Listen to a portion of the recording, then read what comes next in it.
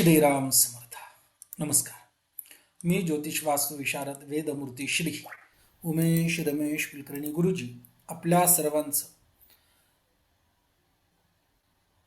राखी पौर्णिमा विशेष च्या आजच्या वर्गामध्ये अगदी हृदयापासून मनापासून दणदणीत सहर्ष स्वागत करतो. मित्रांनो, मी खूप विचार केला की आजच्या वर्गाला सुरुवात कुठून करावी आणि लक्षात काय येत नव्हतं. मग म्हटलं जे सुचल ते सांगू.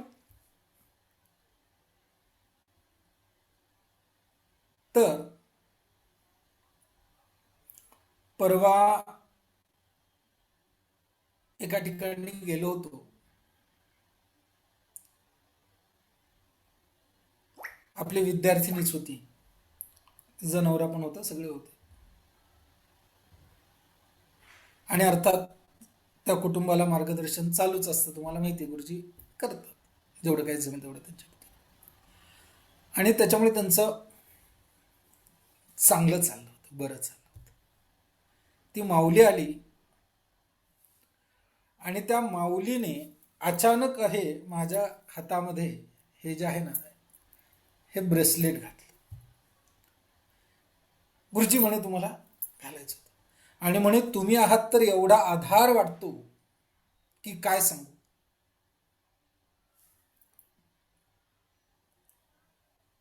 आणि तो प्रसंग खरोखर आत्मचिंतन करायला लावणारा होता मला स्वतःला.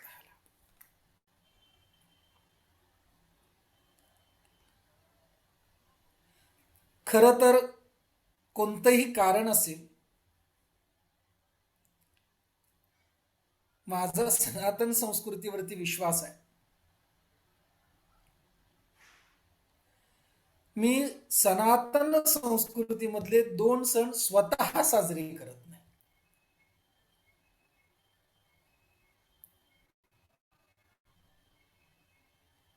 एक राखी पौर्णिमा आणि दुसरा तुळशीचा विवाह. म्हणजे घरी करत असतील तर मी सक्रिय असतो, पण माझं मन त्याच्यात नसतं. पण माझ्या मनामध्ये ती एक भावना आहे. अर्थात त्यातल्या त्यात राखी पौर्णिमा का करत नाही, त्याचे अनेक कारण आहेत. पैकी आजकाल निर्माण झालेलं व्यवहाराचं सण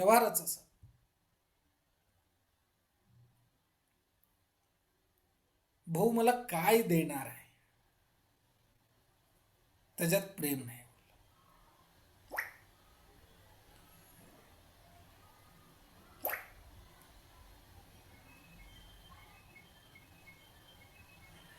आणि मग अशा वेळेस राखी पौर्णिमा हा खऱ्या अर्थाने आता सण, प्रेम, आपुलकी, स्नेह, बंधन याचं कारण होताना दिसत नाहीये. मी कायम म्हणतो, मी कोणत्या तरी वर्गामध्ये 31 डिसेंबर आला, 1 जानेवारी आला, काय मदर्स डे, फादर्स डे, असा कुठला तरी डे होता आणि मी शुभेच्छा दिल्या. अर्थात मित्रांनो, माझ्या लहानपणापासून माझ्यावरती संस्कार आहेत की सनातन संस्कृती. पण मी जर शुभेच्छा दिलेल्या तर कुछ तो सोचा होगा. बर, वर्गात दिल्यात ना, किंवा कोणीतरी असं व्हॉट्सअपला पाठवलं आणि हा शुभेच्छा असंही पाठवून दिलं तर तो विषय वेगळा. तर त्या वर्गामध्ये जेव्हा चर्चा झाली, गुरुजी तुम्ही? हो म्हटलं मी एकच सांगितलं, आपली संस्कृती मातृदेवो भव, पितृदेवो भव, आचार्य देवो भव, अतिथी देवो भव, सर्वेभ्यो देवेभ्यो नमो नमः, सर्वेभ्यो ब्राह्मणेभ्यो नमो नमः ही मानणारी आपली संस्कृती आहे. आणि दुर्दैवाने आपल्याला मदर्स डे साजरा करावा लागतो. फादर्स डे साजरा करावी लागते. ज्या संस्कृतीमध्ये मदर्स डे, फादर्स डे ही व्यवस्थाच नाहीये, कारण आई कायमच आई असते, वडील कायमच वडील असतात. पण ज्या संस्कृतीला अंधत्व आलेलं आहे, त्या संस्कृतीमध्ये किमान त्या दिवसाच्या निमित्ताने का असेना आई वडिलांची आठवण काढली जाते, आई वडिलांना फोन केला जातो, आई वडिलांचा विचार डोक्यामध्ये येतो. हे थोडेफार कमी आहे. आणि म्हणून दुर्दैवाने का असेना ह्या गोष्टी आजकाल करणं गरजेचं आहे, या मताला मी आल्या. कारण ज्या संस्कृतीमध्ये नित्यनेमाने मातृदेवो, आई रोजच आई आहे, वडील रोजच आई आहे, भाऊ रोजच भाऊ आहे, बहीण रोजच बहीण आहे, गुरु तसा काय रोजच गुरु असतो. म्हणजे नाही का, मी पौरोहित्य करतो, मला बरेच जण म्हणतात आज गुरुजी म्हणून नमस्कार. काय पूजेला गेल्यावर आज गुरुजी म्हणून नमस्कार. अरे गुरुजी गुरुजीच असतो कायम. म्हणजे ही संस्कृती कुठे चालली आहे याचा विचार करणं गरजेचं आहे. आणि मग मला खूप वाईट वाटतं.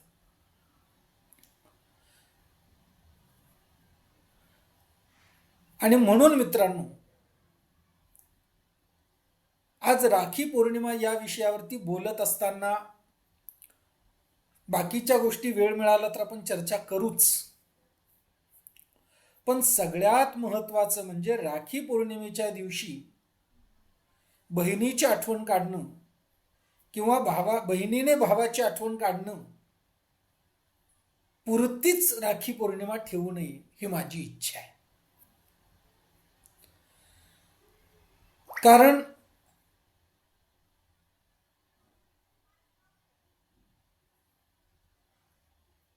माझ्या आईने मला आयुष्यात खूप काही शिकवलं नाही, खूप काही सांगितलं पण नाही. कधी सांगायला आली नाही की उमेश तू असं कर. आणि ईश्वर कृपेने कधी मला विचारायची वेळ आली नाही की आई मी हे असं कसं करू किंवा काय करू.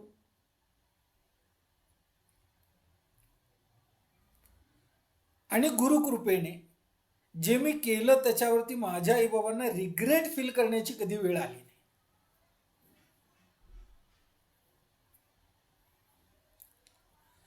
त्या आईने थोड्याच गोष्टी सांगितल्या, पैकी एक गोष्टी उमेश, कधीही कुणाकडेही जेवू नकोस.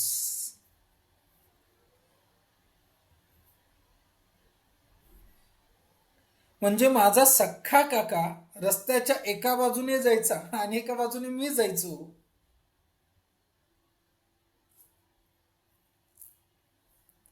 आईने सांगितलेला नियम आम्ही दोघं एकमेकांकडे पाहून हसत होतो, एकमेकांना चेहऱ्याने ओळखत होतो, पण हा माझा काका आणि मी त्याचा पुतण्या असं आम्ही ओळखत नव्हतो. बरं, हा सख्खा काका माझा मोठा. तर अशी ती गोष्ट. मग नंतर न कळालं बाबा हा माझा काका आणि मी त्याचा पुतण्या. माझा काकाही खूप मोठा ज्योतिषी होते, खूप मोठे म्हणजे खूप मोठे. पण आईने एकच गोष्ट सांगितलं होतं, उमेश उपाशी बसला तरी हरकत नाही, कुणाच्याही घरी गेला तर उपाशी राहा, पण कुणाच्या घरी जेवू नकोस. कारण जेवल्याने मिंदेत्व येत. काय म्हटलं? मिंदेत्व येत. म्हणजे तू जर कुणाच्या घरी जेवलास आणि ज्याच्या घरी जेवशील त्याला कधीच नावं ठेवू नकोस. तो कितीही चुकू दे, त्याच्या विरोधात कधी उभा राहू नकोस. हा, तुमचे मतभेद असू शकतील, असायलाच पाहिजेत, मत आहेत, पण जिथे जेवशील तिथे मनभिन्नता कधीच राहता कामा नये. आणि माझा स्वभाव पहिल्यापासूनच फटकळ आहे, तुम्ही बघितलाच असेल वर्गामध्ये. मी कधी कुणाला स्वार्थासाठी गोड बोलूच शकत नाही. म्हणजे कुणीही असू दे, पटलं कौतुक, नाही पटलं तिथं शिव्या. ज्याला आवडेल तो राहा, ज्याला न आवडेल तो जा, स्वागत आहे. काही अडचण नाही. कारण दिखावे करणारे 10 माणसं सोबत असण्यापेक्षा खरा एक माणूस सोबत असला तरी पर्याप्त असतो.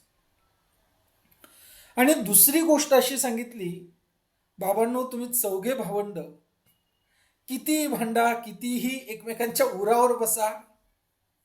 मी माझ्या मोठ्या भावाला 30 वर्षापूर्वी शेवटची शिवी दिली होती. मी शिवी दिली होती माझ्या मोठ्या भावाला. आणि तिकडून वाडी, माहिती का वाडी, नरसोबाची वाडी, तिथे पाठशाळा आहे. तिथे सध्याला आमची गुरुजी असतात, म्हणजे मणेरीकर गुरुजी, ते आता तिथे असतात शिकवायला. आणि त्यांच्यात सौभाग्य होती, म्हणजे आम्ही त्यांना वहिनी म्हणायचो. दुपारची सुट्टी झाली होती, जेवणाची काहीतरी झालं होतं, नवीनच गुरुकुलामध्ये गेलो होतो. घरचे संस्कार तसेच होते गावाकडचे. आणि भाऊ काहीतरी झालं, चुकला काहीतरी, आणि मी त्याला एक शिवी घातली, म्हणजे जनरलच, अशीही नाही. आणि तेवढ्यात वहिनीने बघितली, ऐकली. ती काय रे शिव्या देतो का, थांब नानांना सांगते, मग गुरुजी बघतील तुला.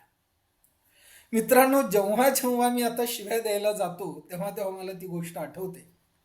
आणि दुसरी गोष्ट आठवते ती आईजीने सांगितलेली, किती भांडा, किती एकमेकांच्या उरावर बसा, पण एक गोष्ट लक्षात ठेवा, कधीही तुम्ही एकमेकांच्या चाड्या दुसऱ्यांना सांगायच्या नाहीत. किती भांडा, तुमच्यात मतभेद होतील, वेळ प्रसंगी मनभेद होतील, एकत्र या, बसा, चर्चा करा आणि विषय मार्गी लावून पुढे जा. ठीक आहे, तुमच्या दोघांचं एखाद्या मुद्द्यावर मतभेद आहेत ना, तो मतभेद बाजूला सोडा आणि आयुष्यात पुढे जावा. कारण इतिहास गवाह आहे, ज्यांना आपण आपलं म्हणतो तेच आपल्याला धोका देत असतात. इतिहास गवाह आहे, ज्यांना आपण आपलं म्हणतो तेच धोका देत असतात, आणि त्याच्यात आपलेही आपलेच असतात. पण ज्यांना आपण आपलं म्हटलेलं असतं, त्या आयुष्याच्या कोणत्या तरी क्षणी असा कोणता तरी प्रसंग आला तर साथ सोडण्याची दाट शक्यता असते. पण भाऊ जो आहे किंवा बहीण जी आहे, उदाहरणतः आपण जर मेलो तर मित्र कदाचित परगावी असेल तर येईल का नाही माहिती नाही, परंतु आपण जर गेलो आणि भाऊ जर परगावी असेल तर शक्यता जास्त याची आहे की तो येईलच. येस या नो? कारण जनलज्जा, काय म्हणतात त्याला, जनलज्जा. आणि दुसरं महत्वाचं, तो आला तरी नाही तरी त्याला तुमच्या 10 दिवसांचं सुतक पाळावंच लागतंय. लक्षात आलं का? म्हणजे हे तुम्हाला मान्य असो अथवा नसो, शेवटपर्यंत जाणारं नातं असतं. आणि म्हणून भाऊ भावंडांचं, बहीण भावंडांचं नातं हे जे आहे हे आगळं वेगळं नातं आहे. मग जेव्हा मी याच्यावर विचार, आणि हे माझ्या आईने सांगितलं, आणि तेव्हापासून तुम्हाला खोटं वाटेल, माझ्या मोठ्या भावाला, आम्ही 4 भावंड, माझा सख्खा मोठा भाऊ 50च्या आसपास आहे. ओके. तर त्याच्या लग्नाच्या वेळेस तो मला म्हटलं, अरे उमेश, मुलगी बघायला चाललोय. मी पत्रिका बघितली, म्हटलं वाटेल ते झाले तरी हरकत नाही, मुलगी सोडायची.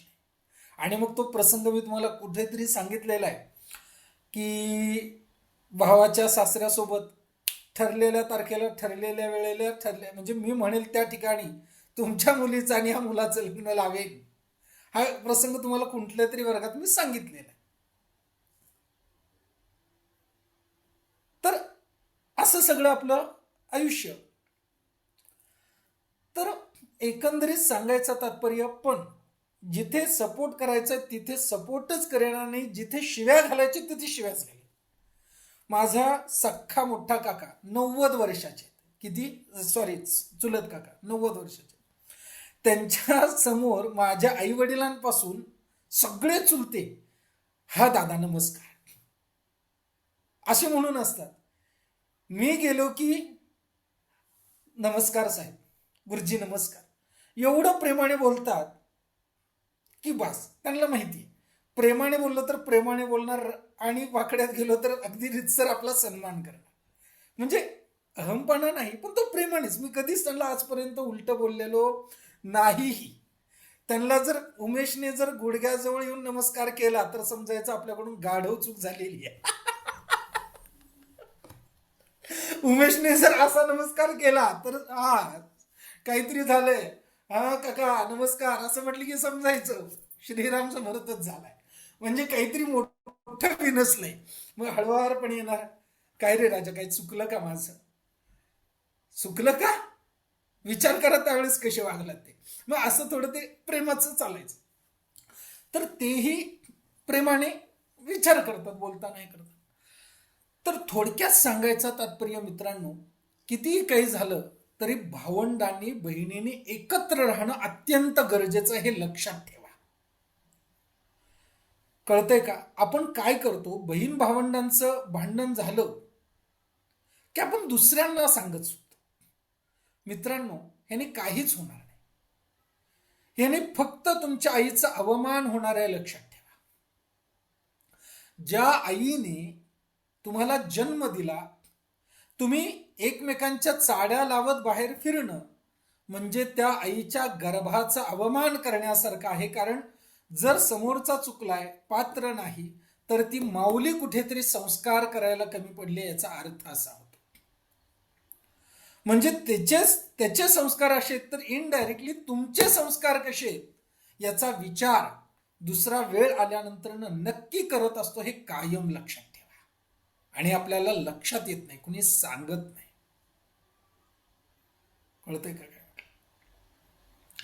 आणि दुसरी गोष्ट, भाऊ म्हणून का होईना तेवढं तरी जा, आपण म्हणू शकतो. मग हा भाऊ शब्द आणि बहीण शब्द या शब्दाचा नक्की अर्थ काय आहे?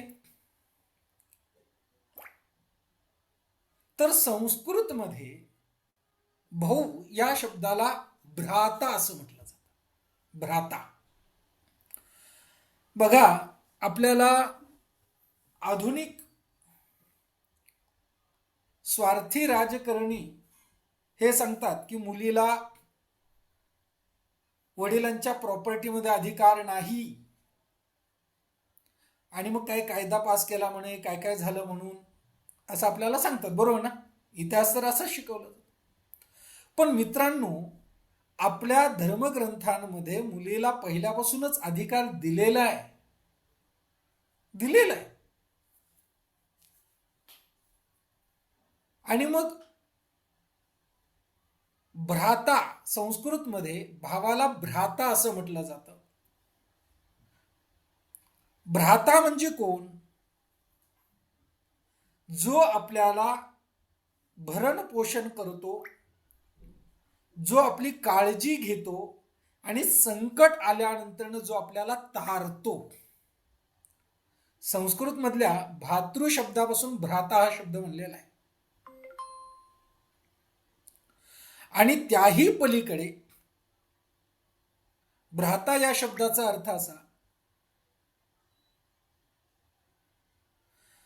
जेव्हा जग आपल्या विरोधामध्ये असतं तेव्हा माझी ताई, माझी बहीण एकटी पडली आहे, या जाणीवेतून घाबरू नकोस, मी तुझ्यासोबत आहे. आणि शेवटपर्यंत दाखवत जरी नसला तरी न दाखवता न बोलता शेवटपर्यंत साथ देणारा जो असतो तो भ्राता असतो, म्हणजे भाऊ असतो. भाऊ कधीच बोलत नाही. भाऊ, एक गोष्ट लक्षात ठेवा, ज्यांना नवरेत, आपला नवरा पण कुणाचा तरी भाऊ आहे. आणि भाऊ बोलत नाही म्हणण्यापेक्षा पुरुष कधीच बोलू शकत नाही, हे लक्षात ठेवा. मग बायकोवरचं प्रेम असेल, बहिणीवरचं प्रेम असेल, भाऊ नाही व्यक्त करू शकत. आणि त्याच्यामुळे पुरुषांनी प्रत्येक वेळेस बोललं पाहिजे असं नका हे करत जाऊ. लक्षात आलं का? तुम्हाला एक सिक्रेट सांगू का पुरुष जातीचं? पुरुष जातीच्या मनाच्या अनुसार त्यांच्या आत्म्याला जे योग्य वाटत असेल तुमच्या स्वतःसाठी, अशा योग्य कृती जर तुम्ही केल्या तर पुरुष, मग तो भाऊ असो किंवा नवरा असो, तुमच्यासाठी वाटेल ते करू शकतो.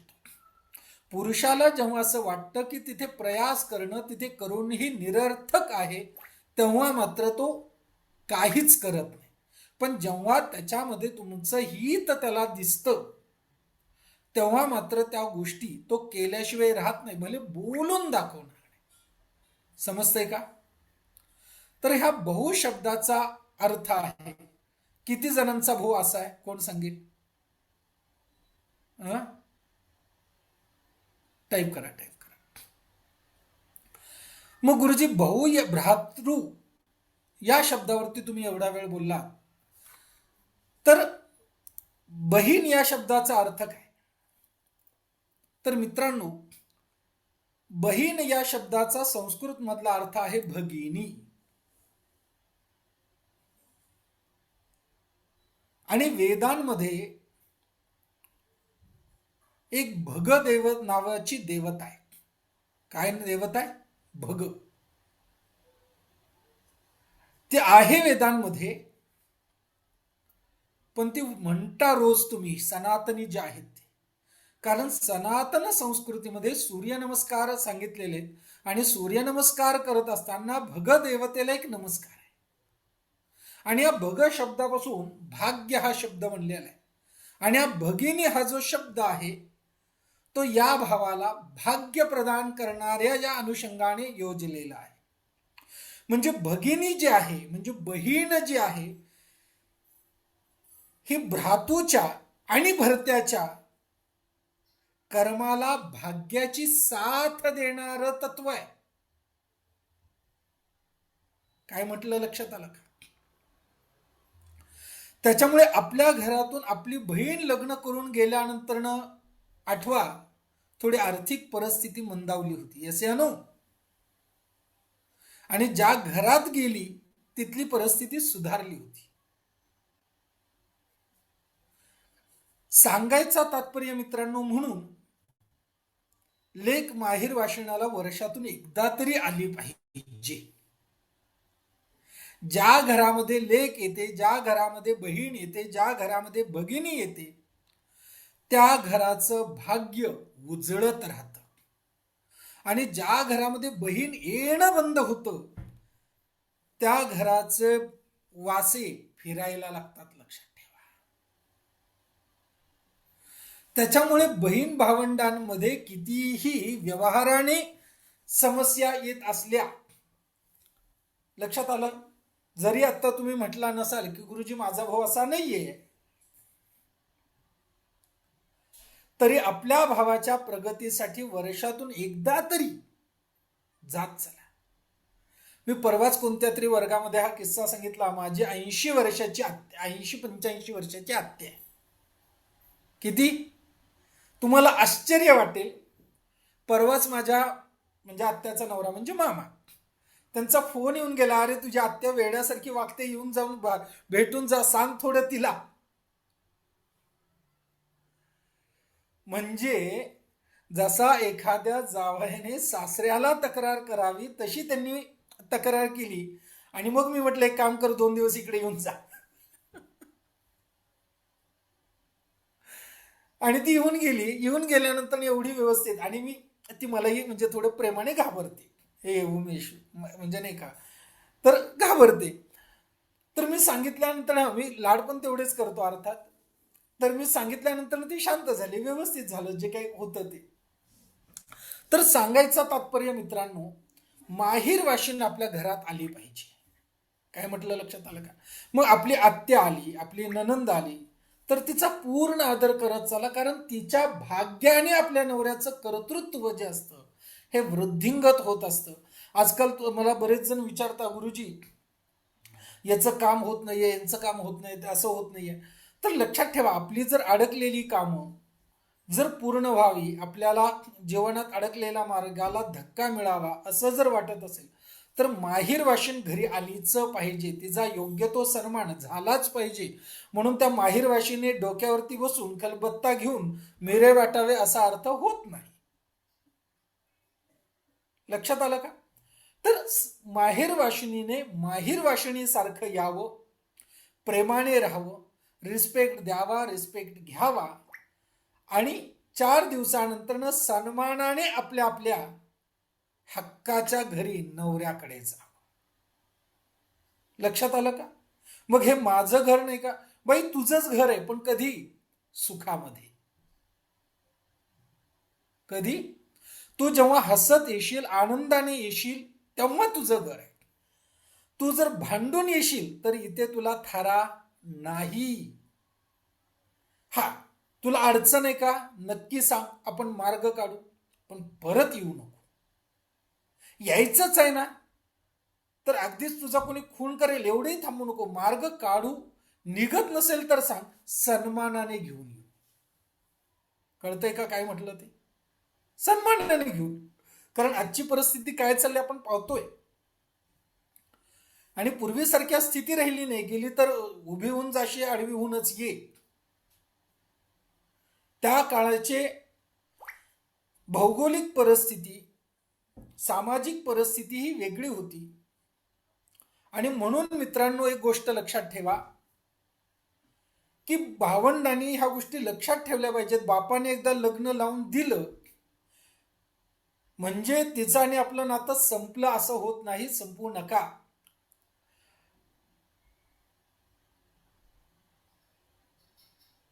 मित्रांनो, प्रॉपर्टीची किंमत किती कराल रे? समजा एखाद्या रस्त्यावरून जात असताना एखादा अपघात झालाय आणि अपघात झाल्यानंतर डॉक्टर म्हणतात 10 मिनिटं उशीर झाला असता तर संपलं असतं. हेच यानो ऐकलंय का तुम्ही?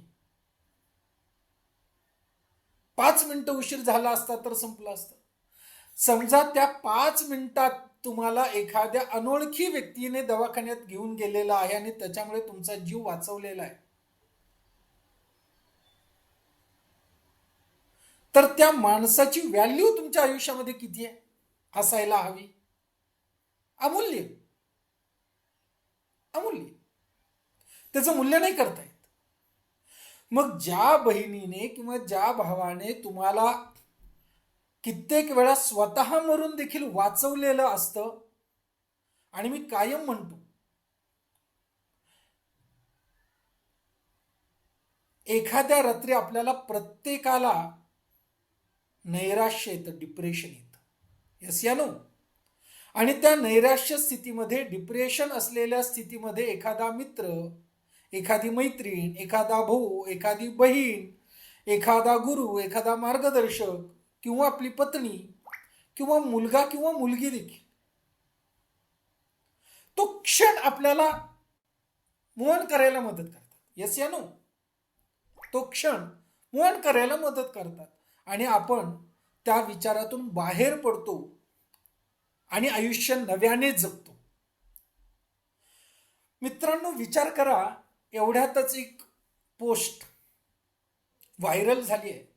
एका मुलाला आयफोन हवा होता म्हणून तो पर्वताच्या काठड्यावर गेला.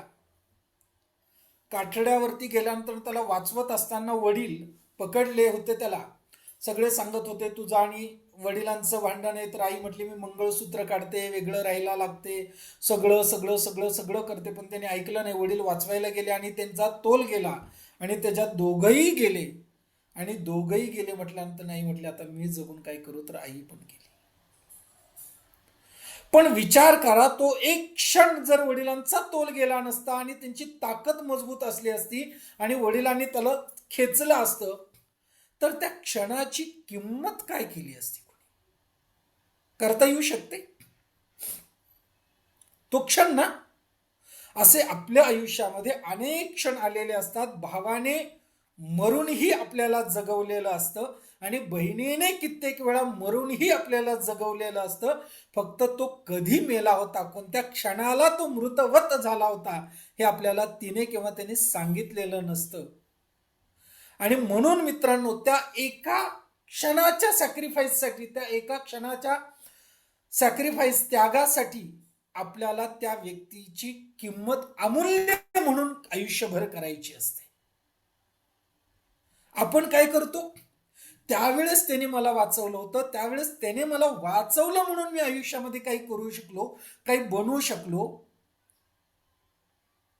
आणि जर तो क्षण मला त्याने, किंवा मुलगी असेल कुणी, तो ती कुणी, मुलगापासून ते बापापासून भावापर्यंत कुणी घेऊ शकतो, तो किंवा ती याच्यामध्ये त्याने त्याच किंवा तिने जर वाचवलं नसतं, तर आज तुम्ही फुशारक्या सांगायला जिवंत असला तर असता का रे? मग ज्यांच्यामुळे तुम्ही ह्या सगळ्या गोष्टी फुशारक्या मारता, माझे 1 BHK एवढे, 2 BHK एवढे, बंगला एवढा, प्रॉपर्टी एवढी, गाड्या एवढ्या,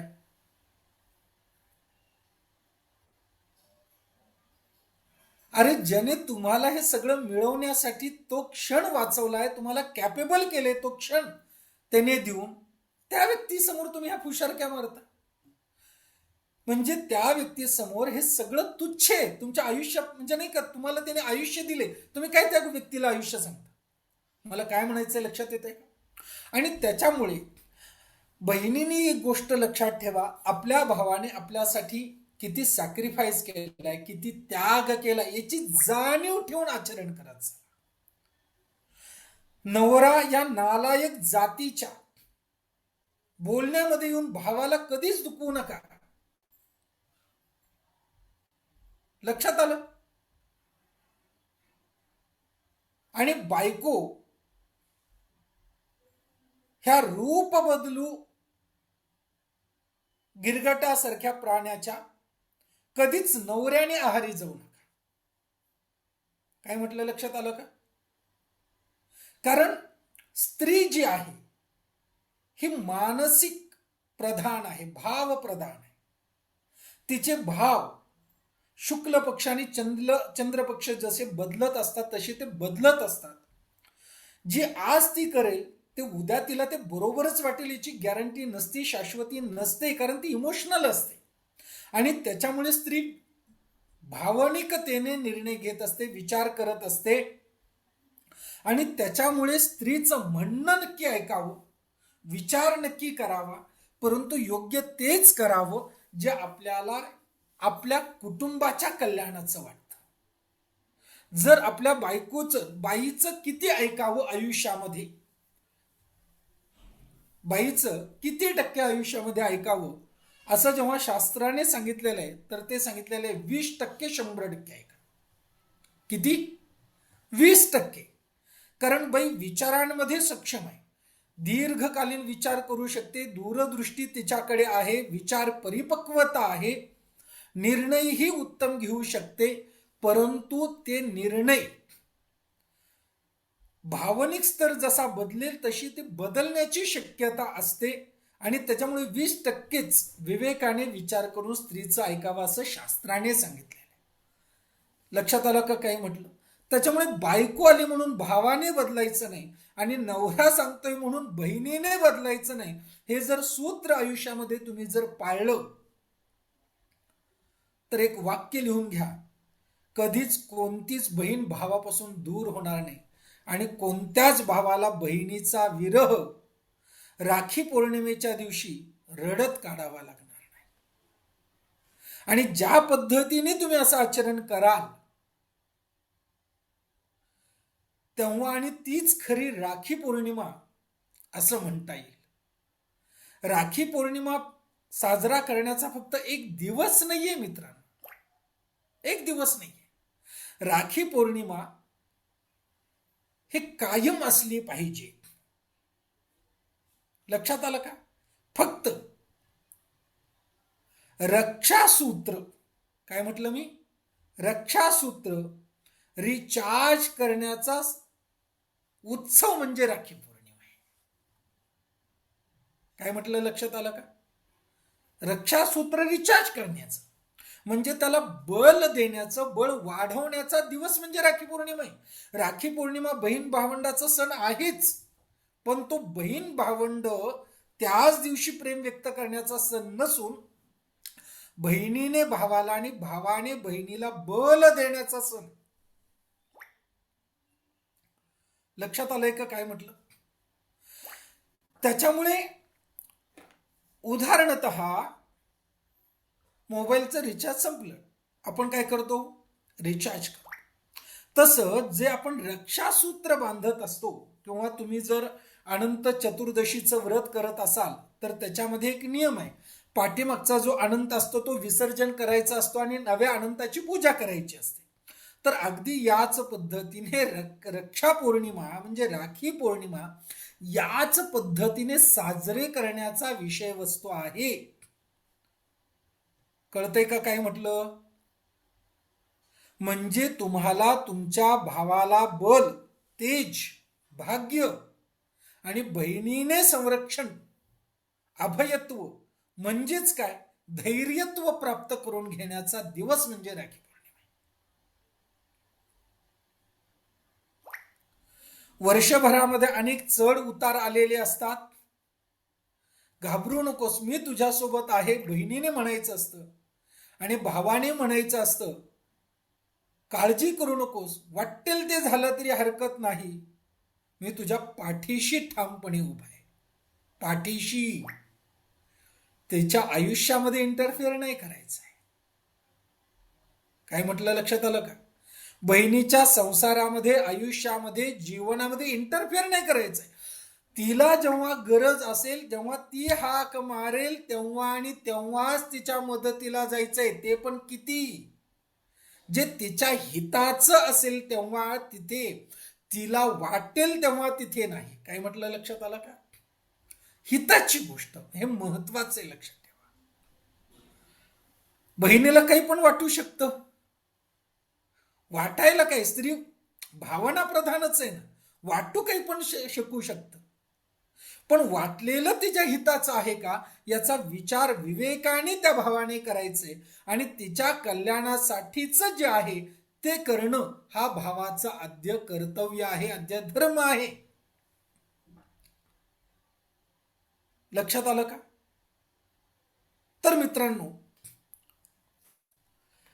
पुराणांमध्ये यम यमी हे सख्खे भावंड. असं म्हणतात की यमीने यमाला राखी बांधली होती, पहिली राखी. असंही म्हणतात की राजा बळीला लक्ष्मीने राखी बांधली होती आणि बदल्यात नवऱ्याची सुटका करून घेतली होती. तर सांगायचा तात्पर्य, हा राखी पौर्णिमा म्हणजेच रक्षा पौर्णिमा हा जो सण आहे हा प्रतिकात्मक पद्धतीने करण्याच्या आपल्या भारतीय संस्कृतीमध्ये सांगितलेला आहे. वर्गाच्या सुरुवातीला आपण मराठी संगीत विश्वामध्ये सुप्रसिद्ध असलेले गीत आपण ऐकलं, भर जरी ग पितांबर दिला फाडून, द्रौपदीसी बंधू शोभे नारायण. हे गाणं आपण ऐकलं. आमच्या संगीत अलंकार म्हणतील, काय गुरुजी, काय आवाज आहे, काय ताल आहे का स्वर आहे. तर इथे भाव महत्वाचा. तर भर जरी ग पितांबर, भर जरी ग पितांबर, तर पितांबर भर जरी ग. तर शास्त्रामध्ये काय सांगितलेलं आहे, एकदा असं झालं मित्रांनो, दोन कथा तुम्हाला सांगतो. एकदा श्रीकृष्णाच्या बोटाला काहीतरी लागलं आणि लागल्यानंतरनं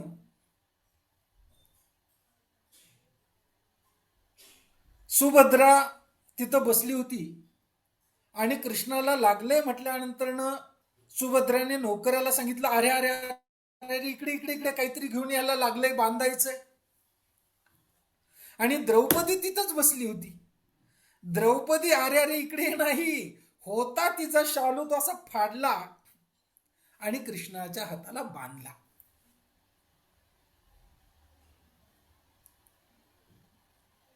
भरत जरी ग पितांबर. मित्रांनो, किती वर्ष आपण हे गाणं ऐकतोय,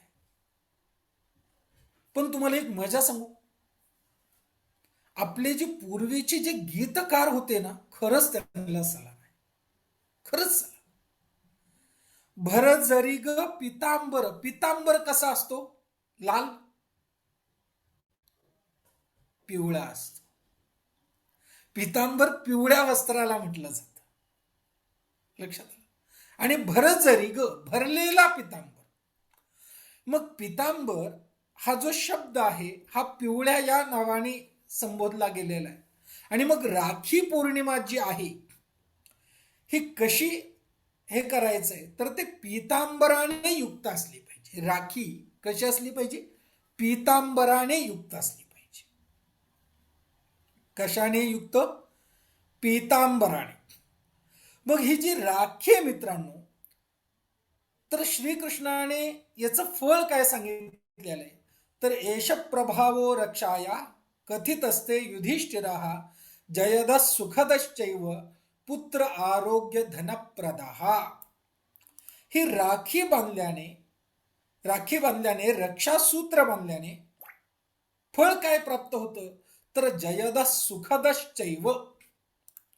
बांधणाऱ्यालाही आणि बांधून घेणाऱ्यालाही काय काय प्राप्त होतं? जयद सुखदश्चैव. त्याला जय प्राप्त होत, सुख प्राप्त होत. पुत्र संतत म्हणजे संततीचं सुख प्राप्त होतं. पुत्र आरोग्य धनप्रदाह, आरोग्याची प्राप्ती होते. आणि त्याला धनाच्या ज्या समस्या असतात त्या समस्या देखील कमी व्हायला मदत होतात. मग मित्रांनो, शचीने इंद्राला बांधलेलं हे रक्षासूत्र, शचीने इंद्रालाही हे रक्षासूत्र बांधलेलं आहे. कशासाठी बांधलेलं आहे तर अजेय सर्वशत्रूणाम कृतशच्या शचीपती रक्षबंध प्रभावेण दानवेंद्रो जितो महान. म्हणजे हे जे रक्षासूत्र आहे अजय सर्वशत्रूंना, सर्व शत्रूंवरती विजय मिळवण्यासाठी हे रक्षासूत्र बांधायचे. लक्षात आलं? अजयस सर्वशत्रूंना रक्षाबंध प्रभावेण दानवेंद्रो जितो महान. जेव्हा इंद्र युद्धाला चालला होता तेव्हा शचीच्या भावान म्हणजे शचीला श्री महाविष्णूने एक रक्षासूत्र दिलं होतं. ते रक्षासूत्र जेव्हा इंद्राच्या हातात बांधलं त्याच्या पुण्याईने इंद्र अजेता म्हणजे अजय शत्रू झाला. लक्षात ठेवा, हे रक्षासूत्राचं महत्व आहे. म्हणून आपल्याला रक्षासूत्र बांधणं अत्यंत गरजेचं आहे. मग मित्रांनो, ह्या रक्षासूत्रामुळे काय होतं तर न विषादस्त्वया कार्या कार्याणाम गतिरिदृशी. म्हणजे ज्या आपल्या जीवनातल्या कार्यांना म्हणजे कर्माला गती प्राप्त होत नाहीये त्या कार्याला गती प्राप्त होते रक्षासूत्राने. लक्षात आलं? रक्षासूत्र बांधल्याने आपल्या जीवनामध्ये गती स्टक झालेलं असतं, तो स्टकनेस बाहेर पडायला रक्षासूत्राने मदत होते. आणि दैवात भवंती भूतानाम काले जय पराजय. जर भविष्यामध्ये दैवयोगाने तुमचा पराजय जर लिहिला असेल तर त्या पराजयापासून तुमचं संरक्षण होण्यासाठी ही रक्षाबंधन करा. काय म्हटलं? लक्षात आलं का? भविष्यामध्ये कधी तुम्हाला अपयश दैवयोगाने येणार असेल तर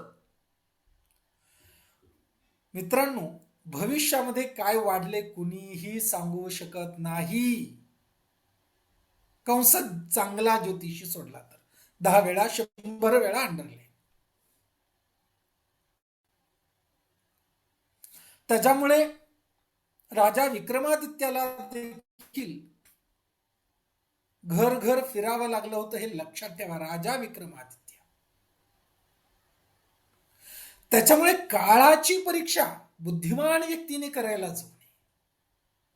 समजतंय का? तर या काळावरती आपल्याला विजय प्राप्त करायचा असेल तर आपल्याला हे रक्षासूत्र निश्चित मदत करतं.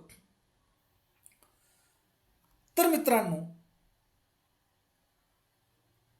बघा, आपण म्हणतो ह्याने अमुक केलं, त्याने तमुक केलं, याच्यामुळे असं झालं, त्याच्यामुळे तसं झालं, याने असा प्रयोग केला, त्याने तसा प्रयोग केला.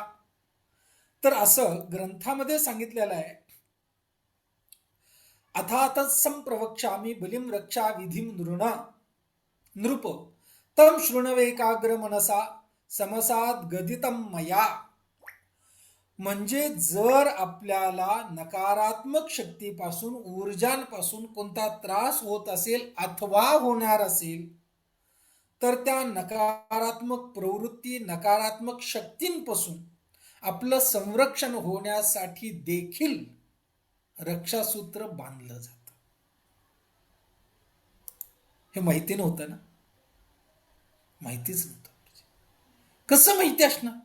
आज आम्ही राखी पौर्णिमा फक्त स्वार्थाचा करून ठेवलेला आहे. त्याच्या पाठीमागचा मुख्य उद्देश काय आहे हे आम्ही समजूनच घेत नाही. मग माझ्या मित्रांनो,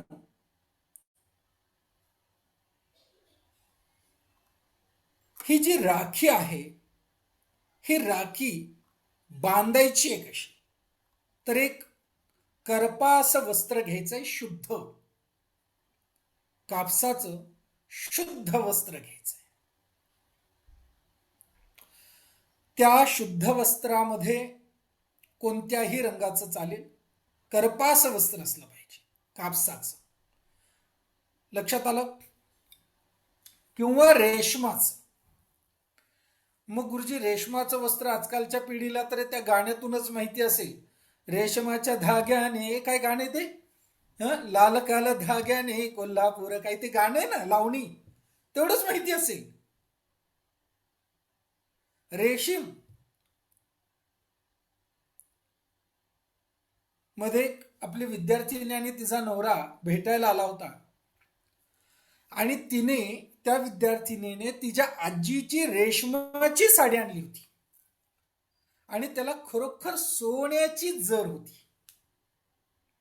म्हणून भर जरी ग पितांबर, सोन्याची जर असलेली, कशी भरलेली जर असलेली, म्हणून भर जरी ग पितांबर.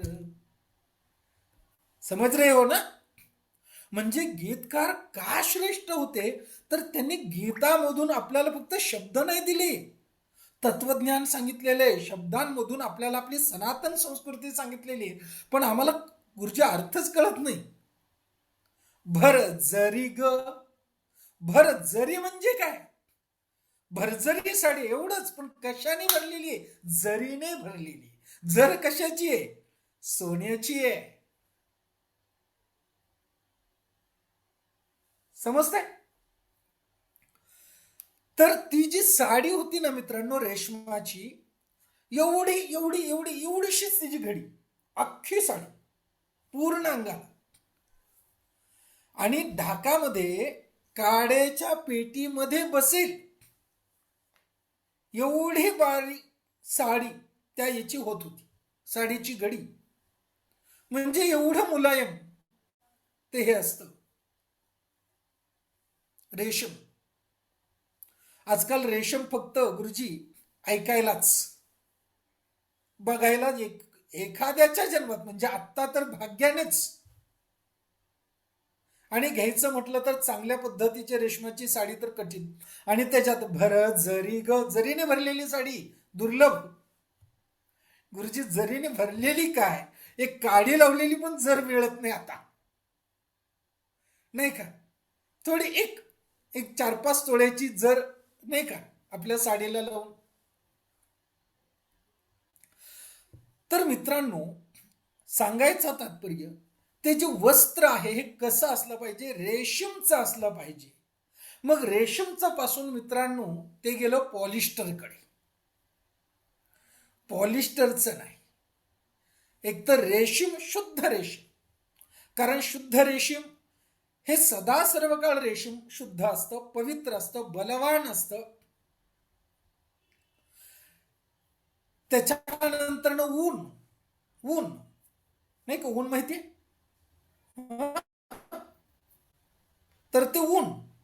म्हणून तुम्ही जर धनगर व्यवस्थेमध्ये जर बघितलं तर दृष्ट लागू नये, नजर लागू नये म्हणून ते बकरीच्या केसांपासून जी घोंगडी बनवलेली असते त्याचा जो धागा असतो, तो धागा गळ्यात, हातात, मनगटात बांधलेला असतो.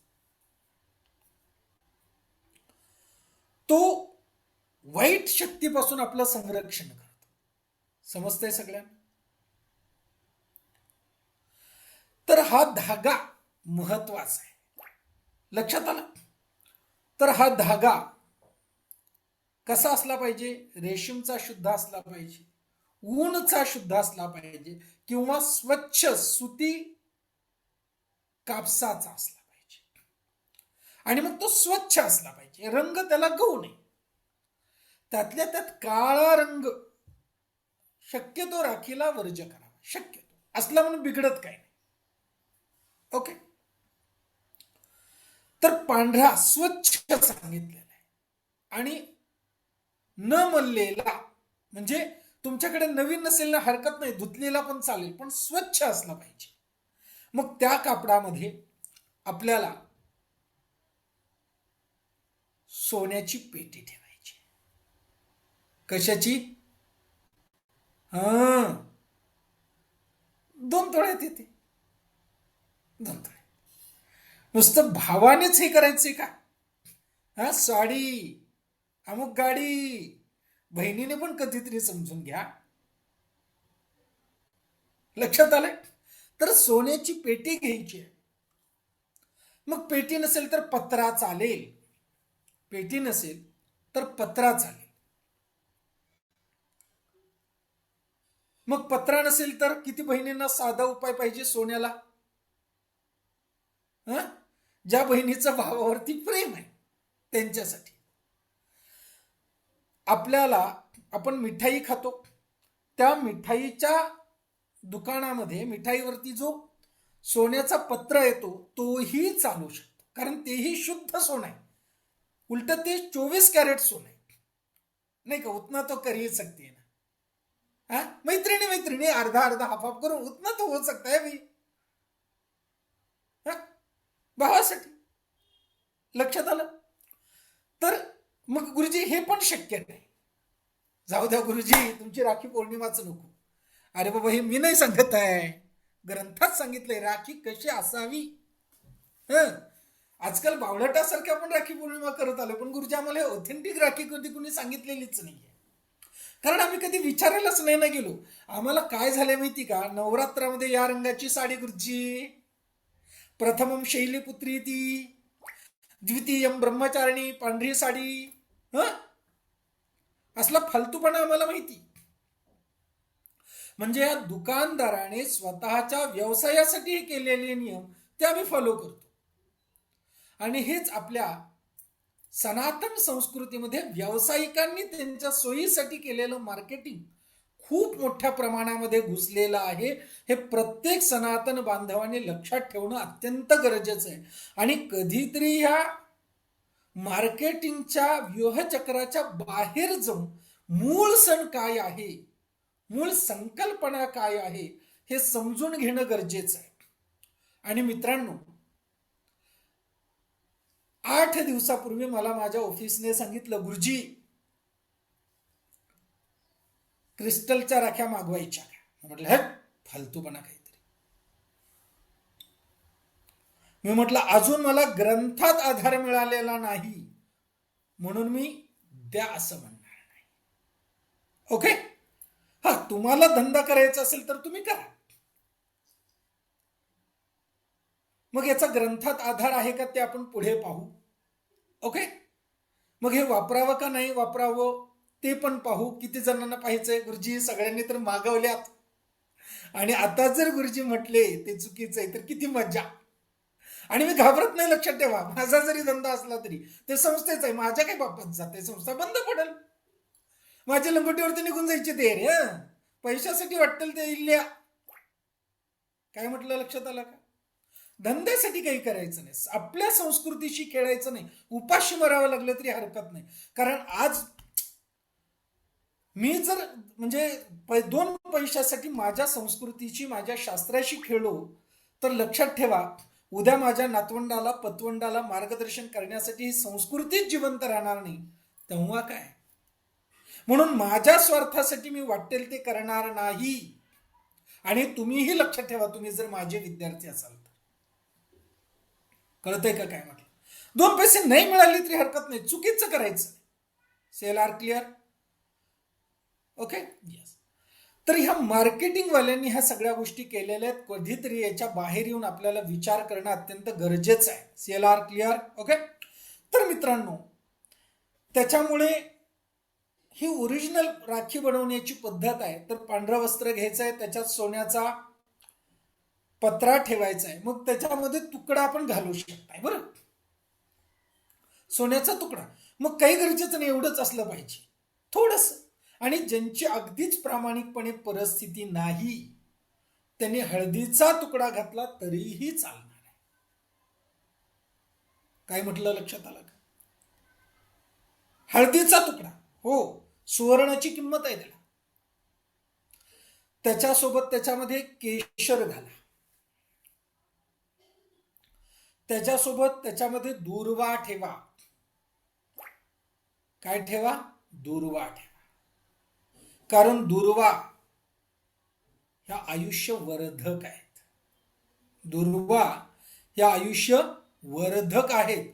म्हणून गणपतीला फक्त सोंड कापल्यावरतीच दुर्वा वाहिल्या नव्हत्या, तिथून गणपतीचं आयुष्य वाढवण्यासाठीही गणपतीला दुर्वा वाहिलेले आहेत. लक्षात ठेवा. आम्हाला फक्त एवढंच माहिती, दाह झाला की गणपतीला दुर्वा. दुर्वा ह्या आयुष्य होम आहेत. म्हणून वाढ दिवसाला दुर्वेने आयुष्य होम करण्याची परंपरा आहे. कशाने? दुर्वेने आयुष्य होम.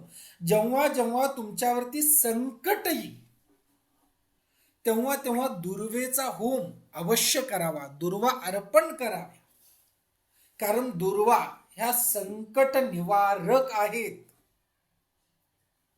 लक्षात आलं का? शमी शमयते पापम शमी शत्रु विनाशिनी अर्जुनस्य धनुर्धारी रामस्य प्रियवादी. तर शमी शमयते पापम, पापाचं शमन करणारा वृक्ष म्हणजे शमी. लक्षात आलं? तसं दुर्वा ज्या आहे त्या आयुष्यवर्धिनी आहेत. कळालंय? तर ह्या दुर्वा आपल्याला त्याच्यामध्ये घालायच्या आहेत. त्याच्यानंतर त्याच्यामध्ये सिद्धार्थ घालायचंय. काय घालायचंय? सिद्धार्थ. गुरुजी सिद्धार्थ, मी पण असंच खाजवलं होतं जेव्हा मी तो पहिल्यांदा रेफरन्स वाचला होता. तर सिद्धार्थ म्हणजे संस्कृत मध्ये सरशप असं म्हटलं जातं. हा गुरुजी, सरशप म्हणजे पांढरी मोहरी. पांढरी मोहरी. पांढरी मोहरी तुमच्या आजूबाजूला वाईट शक्तीच येऊ देत नाही. कारण अपसरपंतु ते भूता ए भूता भूमी संस्थिता ते भूता विघ्न करता. जे जीव ज्या ऊर्जा आपल्या भावाच्या जीवनामध्ये विघ्न करणाऱ्या आहेत, घालणाऱ्या आहेत, ते गच्छन्तु शिवाज्ञया, ते जाण्यासाठी म्हणून पांढरी सरशप त्याच्यामध्ये घालायची. मग अशा पद्धतीने तयार झालेली राखी तिची पुळचुंडी बांधायची. काय करायची? पुळचुंडी बांधायची. आणि ती पुळचुंडी मंत्र म्हणत आपल्या भावाच्या उजव्या हातावरती बांधायची. मग मंत्र काय आहे गुरुजी? तर मंत्र असा आहे, येन बद्धो बळी राजा दानवेंद्रो महाबलः तेन त्वां प्रतिबध्नामि रक्षमां चरमाचल. मग गुरुजी थोडं मराठीत सांगा. सांगतो. रुको जरा.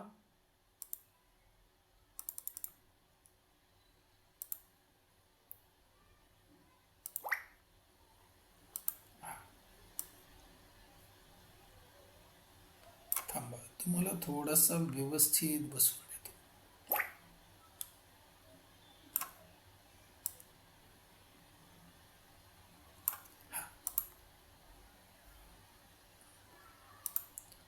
हा जो मंत्र आहे हा प्रत्येकाने याचा फोटो काढून घ्या. बघा. येन बद्धो बळीराजा दानवेंद्रो महाबलः तेन त्वां प्रतिबध्नामि रक्षेमाम चलमाचल. हा मंत्र म्हणून आपल्या भावाच्या उजव्या हातामध्ये आपल्याला राखी बांधायची आहे. Sale are clear? आणि मित्रांनो, ही राखी बांधल्यानंतर आपल्या भावाच्या कल्याणासाठी प्रार्थना करायची.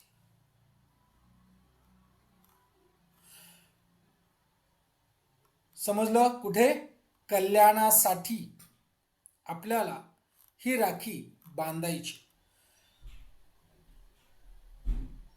तर मित्रांनो, या पद्धतीने राखी बांधल्यानंतर आपल्याला बहिणीच्या घरी त्या दिवशी भोजन घ्यायचं.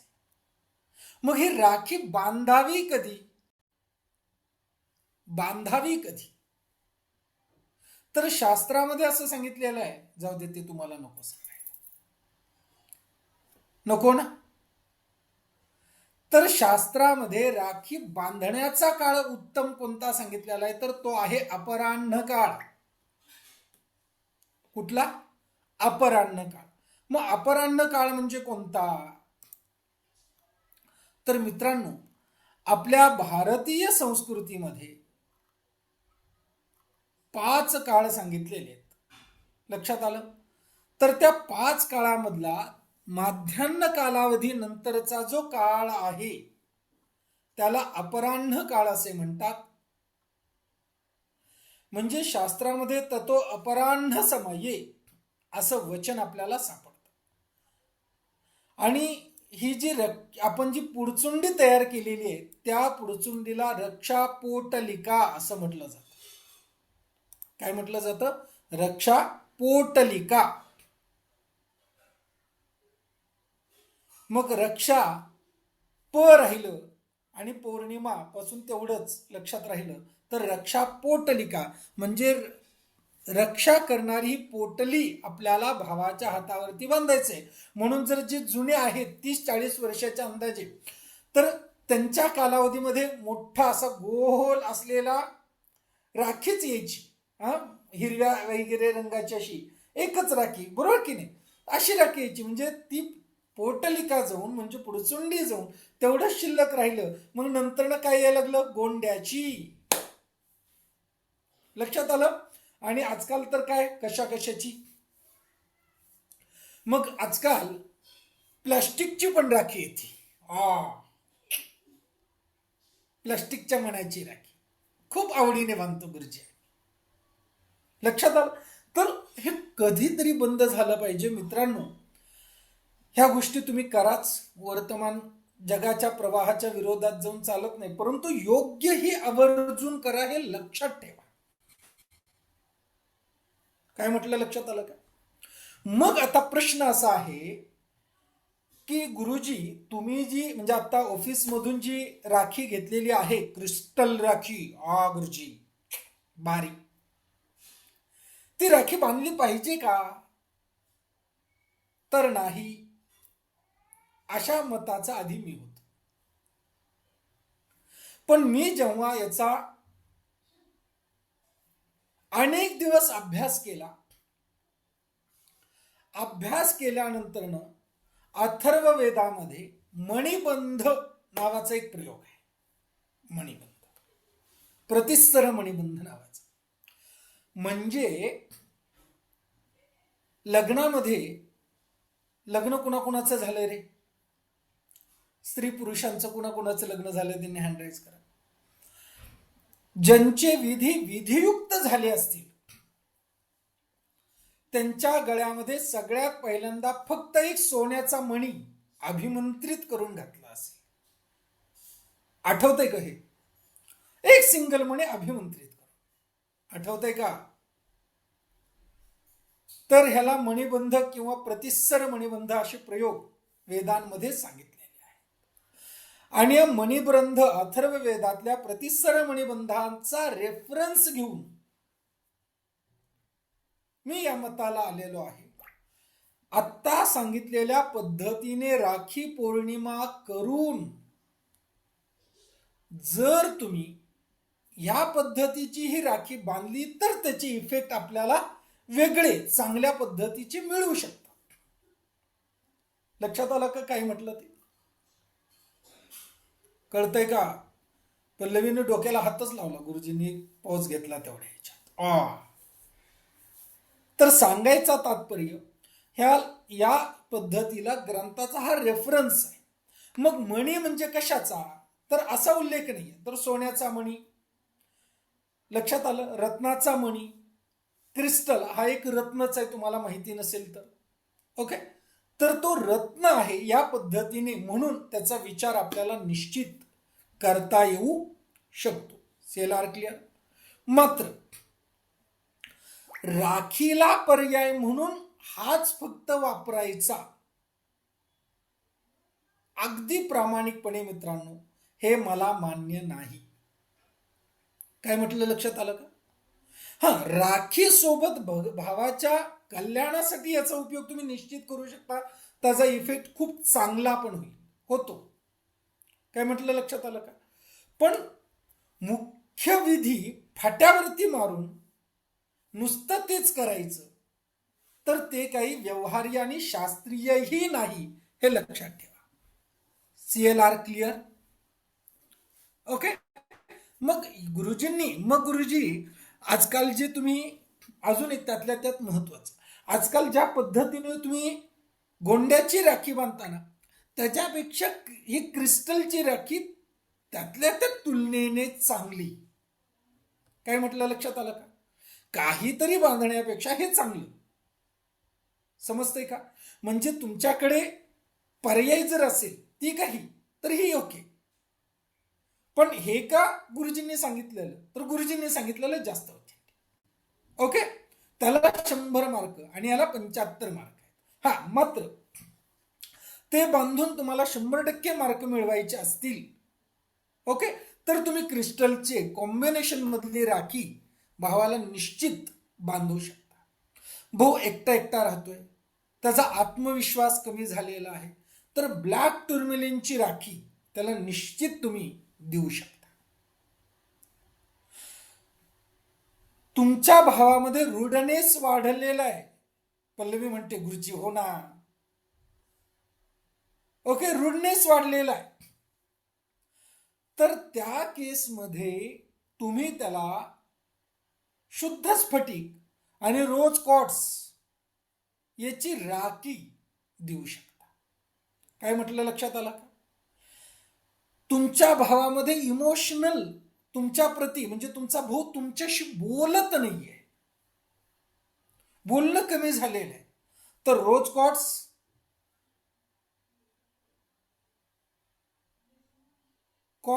म्हणजे शुद्ध क्रिस्टल आणि मूनस्टोन ने युक्त अशी राखी तुम्ही त्याला देऊ शकता, बांधू शकता.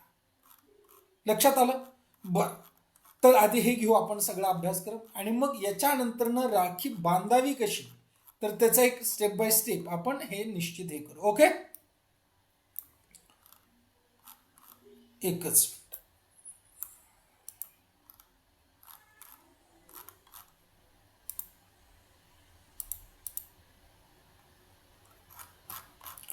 तर मित्रांनो, अशा पद्धतीने सगळ्यात महत्वाचं, राखी बांधत असताना काही गोष्टी अत्यंत महत्वाच्या आहेत. तर कोणत्या? तर सगळ्यात पहिल्यांदा एक चौरंग तयार करा. तुम्हाला सांगतो कोणती क्रिस्टलची राखी कुणाला बांधावी ते सांगतोच, पण आधी हे लिहून घ्या. एक चौरंग करायचं, त्याच्यावरती रांगोळी काढायची. रांगोळी काढल्यानंतर मन सगळ्यात पहिल्यांदा शुद्ध करायचं आपलं. मग मन शुद्ध करण्यापूर्वी गुरुजी जसं सांगतात तसं दीर्घ श्वास घ्यायचा आणि संथ श्वास सोडायचा, असं 3 वेळा करायचं.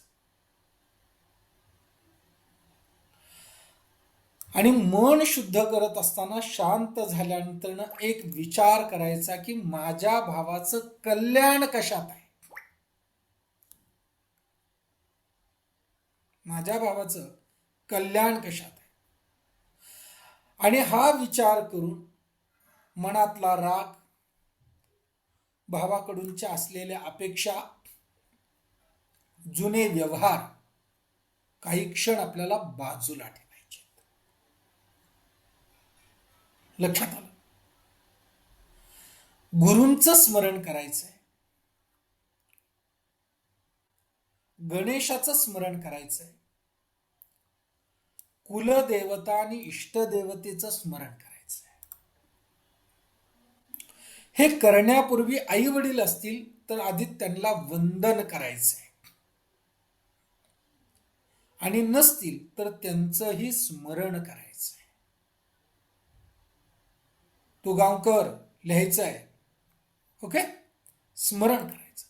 आणि स्मरण झाल्यानंतर हातामध्ये राखी घ्यायची, हातामध्ये घ्यायचे, दोन्ही हातात घ्यायचे.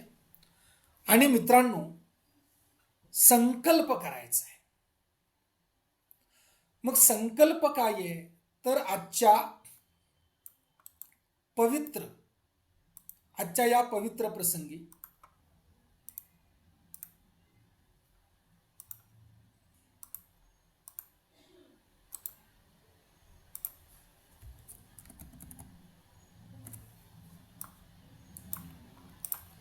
संकल्प तुम्हाला ह्या बघा लिहून घ्या. हा संकल्प करायचा आहे.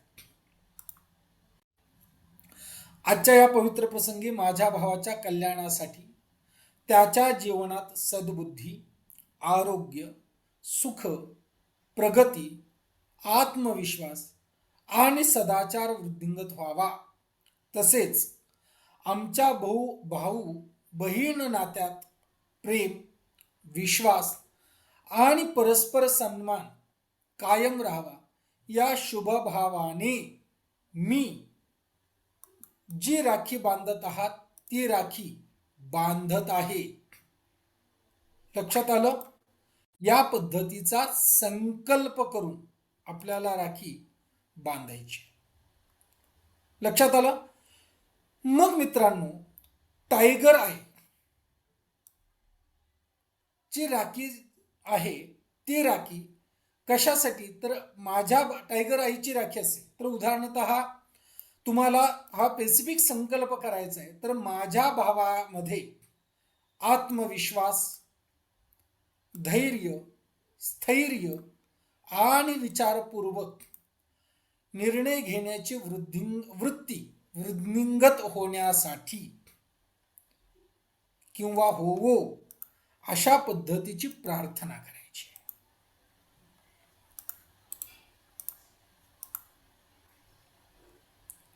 लक्षात आलं? टायगर आहे. ग्रीन अव्हेंचुरियनची राखी बांधत असताना त्याच्या परिश्रमांना योग्य संधी मिळण्यासाठी आणि त्याच्या प्रगतीच्या योग्य वाटा त्याला ओळखता याव्या याच्यासाठी ग्रीन अव्हेंचुरियन याची राखी आपल्याला बांधायची.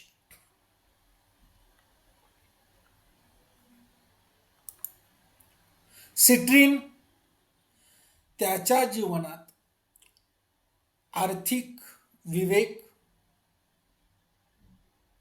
परिश्रमशीलता म्हणजे परिश्रम, कष्ट करण्याची त्याची वृत्ती, त्याची जिद्द तयार व्हावी, योग्य संधी आणि समृद्धीची भावना वृद्धिंगत होण्यासाठी सिट्रीन ची राखी आपल्याला भावाला बांधायची.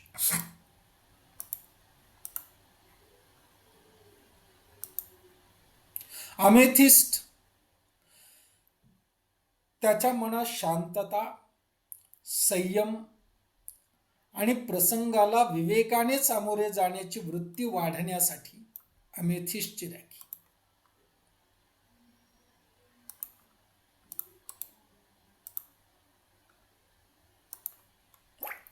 रोज क्वार्ट्स त्याच्या नात्यांमध्ये प्रेम, मृदुता, करुणा आणि एकमेकांप्रती सन्मान वृद्धिंगत होण्यासाठी.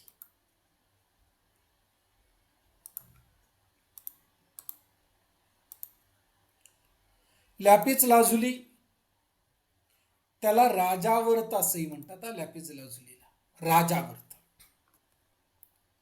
राजावर्त म्हणजे या लॅपिस लाजुलीचा उल्लेख ग्रंथांमध्येही आपल्याला आढळतो. त्याला राजावर्त म्हणतात.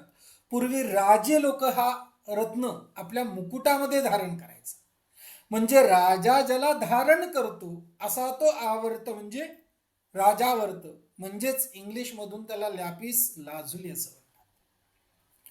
म्हणजे हा रेफरन्स ग्रंथात्मक आहे. हा जर ग्रंथात रेफरन्स नसला असताना मित्रांनो, मी म्हटलं असतं हा फालतूपणा आहे, वापरू नका. काय म्हटलं लक्षात आलं का? म्हणजे ग्रंथातला रेफरन्स सापडला आहे म्हणून मी हे सांगतोय, नाहीतर सांगितलंच नसतं. CLR clear? हा, रत्न धारण करण्याचे फायदे वेगळे, ते तुम्हाला रत्न किंवा क्रिस्टल वर्गात सांगितले असते, पण राखी म्हणून नाही. समजले? पण आत्ताही आपल्याला रक्षासूत्र म्हणून त्याचा विचार करायचा आहे. कळतंय का काय म्हटलं? यस. आणि हा अथर्ववेदामधून आलेला विषय आहे. मग मित्रांनो, लॅपिस लाजुली त्याच्या विचारांमध्ये स्पष्टता, संवादात सातत्य, संयम आणि सन्मान सातत्याने होत राहो.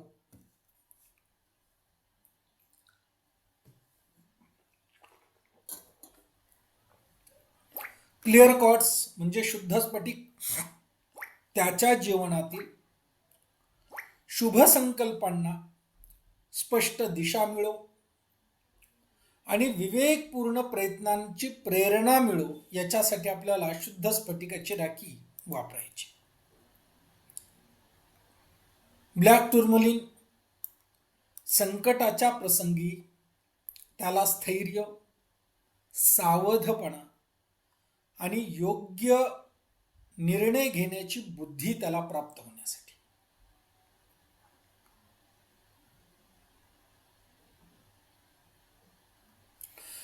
मग मित्रांनो, या पद्धतीच्या राख्या आपल्याला वापरायच्या आहेत आणि या प्रतिही खूप आहेत. तर याच्यासोबत ती बांधत असताना मनातल्या मनात काय भावना करायचे तर ते लिहून घ्या. प्रार्थना काय करायची राखी बांधत असताना मनातल्या मनात, तर हे बघा, ते पण तुम्हाला लिहून देतो, तुम्हाला त्रास नाही देत. तुझ्यात योग्य निर्णय घेण्याची क्षमता आहे. तुझ्या कर्तृत्वावर माझा विश्वास आहे. संकटात तू धैर्य आणि विवेकाने पुढे जावास. तुझ्या प्रगतीचा मला आनंद आहे आणि आपल्या नात्यात प्रेम आणि सन्मान कायम राहू, याच्यासाठी मी ही राखी तुला बांधत आहे. किती छान. नाहीतर दुसरं बावळटासारखं कुणीतरी काहीतरी बोलत असतं, आपण खिदी खिदी खिदी खिदी खिदी गाढवासारखं हसत असतो आणि राखी बांधत असतो. काय लाभ होणार आहे रे? समजते का काय म्हणतोय ते? मित्रांनो, खरं मला इथे नाही सांगायचं आहे. मी हे क्रिस्टल म्हणजे लोलकाच्या वर्गात पण हे सिक्रेट नाही सांगितलं. पण तुम्हाला एक गोष्ट माहिती आहे, जे जुने आहेत, वस्त्र भारणे नावाचा प्रकार माहिती का? वस्त्र भारणे. हा, एखादी गोष्ट भारून न देणे हा शब्द ऐकलाय तुम्ही? किती जणांनी ऐकलाय? म्हणजे भारणे हा जो काही प्रकार आहे तो याच थिंकिंग मधून येतो. लक्षात ठेवा. लक्षात आलं का?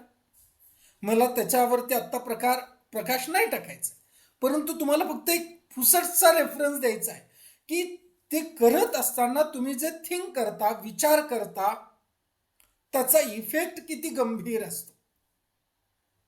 समजतंय? यस.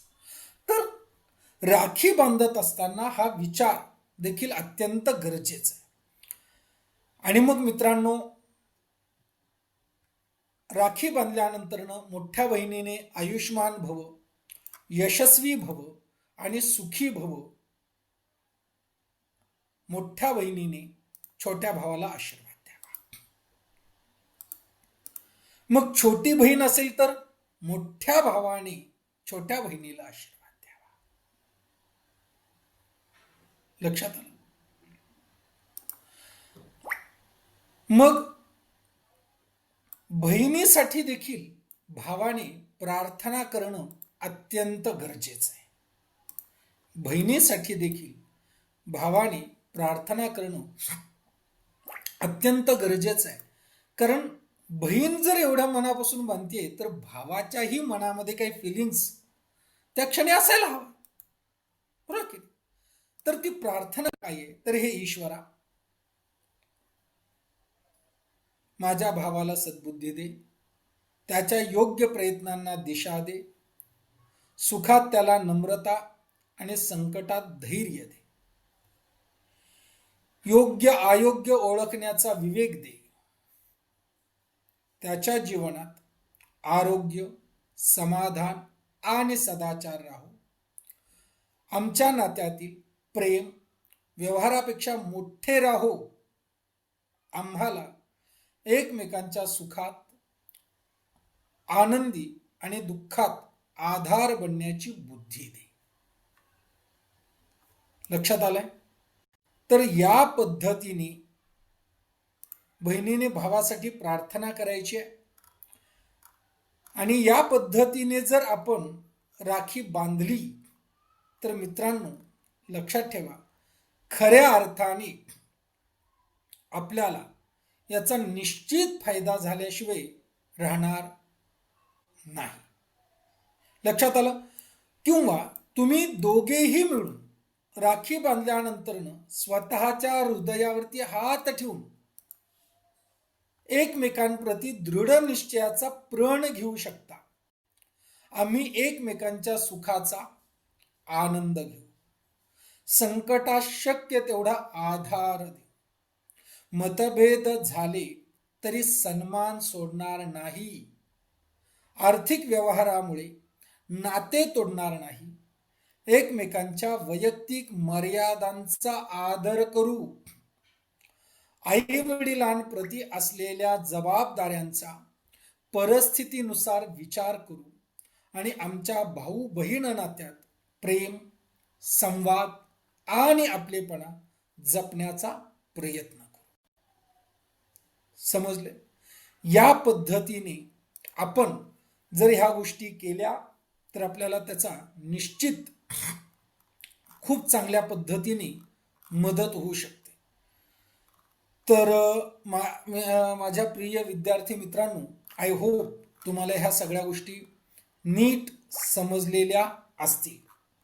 तर आता एक गोष्ट हे नक्की सांगतो की राखी बांधत असताना ताठ तयार करायचे, ताट एक चांगल्या पद्धतीचं. आणि ताट तयार केल्यानंतरनं त्याच्यामध्ये सुपारी, सोनं, हळकुंड सोनं नसेल तर अक्षता, हळद कुंकू ठेवून एक तुपाचा आणि एक तेलाचा असे निरंजन तयार करायचे. लक्षात आलं? कारण तेलाच्या दिव्याने देवाला ओवाळू नये आणि तुपाच्या दिव्याने माणसाला ओवाळू नये. लक्षात आलं? तर 2 दिवे तयार करावेत आणि आपण ज्या दिव्याच्या अग्नीला अंगठी लावतो की नाही, तर तो तुपाच्या दिव्याला लावायची आणि ती दैवी ऊर्जा त्याला प्राप्त होण्यासाठी त्याच्या कपाळाला, माथ्यावरती अंगठी लावून उलटी सुलटी फिरवायची, गोल नाही फिरवायची. गोल फिरली की ओवाळली आणि ओवाळलेली गोष्ट परत घ्यायची नसते, एवढं लक्षात ठेवा. दान करून टाकायची, मग ती सोन्याची का असेना. ओके. मात्र मग तेल कशाचं गुरुजी? तिळाचं तेल, कापसाची वात, दिवा जळो सारी रात, बालपणापासून आम्हाला सांगितलं आहे, बरोबर की नाही? तिळाचं किंवा मोहरीचं तेल, लक्षात आलं? ते नाही मिळालं तर शुद्ध नारळाचं तेल, शुद्ध नारळाचं. मग गुरुजी सरकी नाही चालणार, करडई नाही चालणार. अगदीच नाही मिळालं तर भुईमुगाचं चालेल, आणि ते न मिळालं तर नसल्यापेक्षा असणं श्रेष्ठ कोणतंही वापरा. काय म्हटलं, लक्षात आलं का? नसेल तर काय करणार ना गुरुजी? गरीब परिस्थिती असू शकते. मी कधीतरी गरीब होतो, खूप गरीब होतो. मी काय एका रात्रीत, म्हणजे आजही गरीबच आहे, खूप हे नाही. सांगायचा तात्पर्य, परिस्थिती सांगून येत नसते, कायम लक्षात ठेवा. त्याच्यामुळे तुम्हाला खोटं वाटेल, मी कायम माझं मत आहे, माणसाने असं राहावं. गरिबी आली तरी आपल्याला तसंच राहता आलं पाहिजे, आणि श्रीमंतती तसंच राहता आलं पाहिजे. त्याच्यामुळे समृद्धी आल्यानंतर, गरिबी आल्यानंतर जसं राहू तसं समृद्धीत राहिलं पाहिजे. तुमच्या राहणीमानामध्ये काहीच फरक पडला नाही पाहिजे. किती जरी वादळ आलं तरी अशी तुमची राहणीमान असली पाहिजे. समजतंय?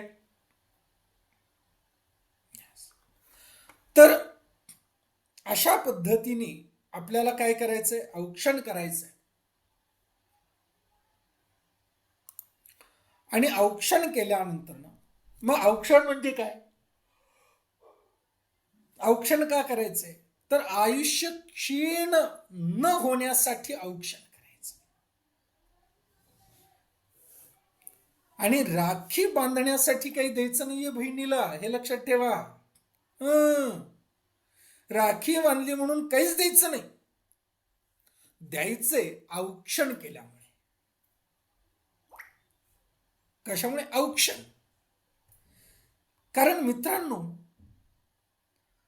आयुष्यातली प्रत्येक गोष्ट तुम्ही विकत घेऊ शकता, दोन गोष्टी सोडल्या तर.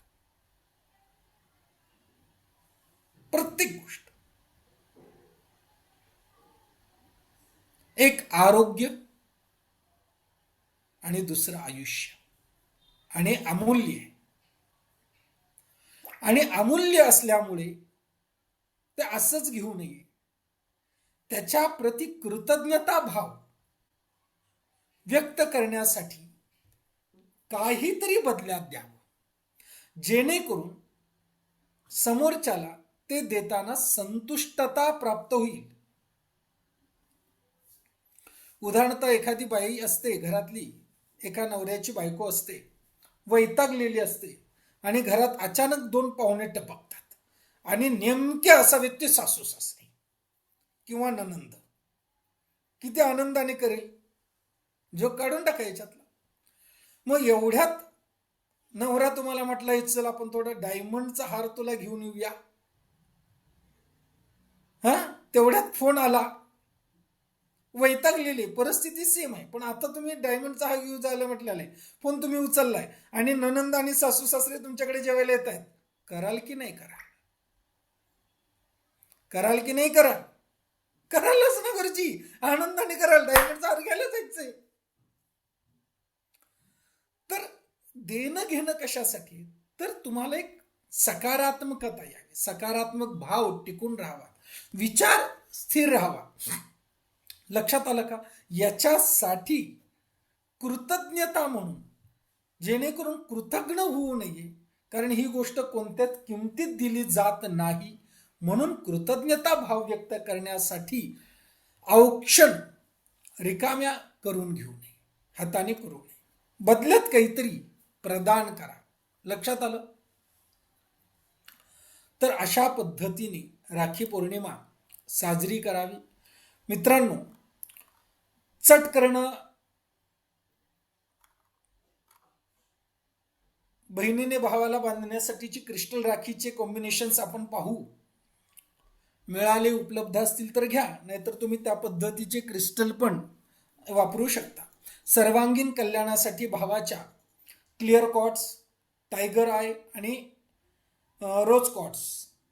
ओके, सर्वांगीण कल्याणासाठी याचा क्रिस्टल वापरू शकता. भावामध्ये आत्मविश्वासाची कमतरता असेल तर टायगर आयचंही तुम्ही राखी देऊ शकता. निर्णय घेता येत नाही तर टायगर आय आणि सिट्रीन किंवा क्लिअर क्वार्ट्स. नवीन नोकरी शोधत आहे तर अव्हेंचुरियन आणि टायगर आहे.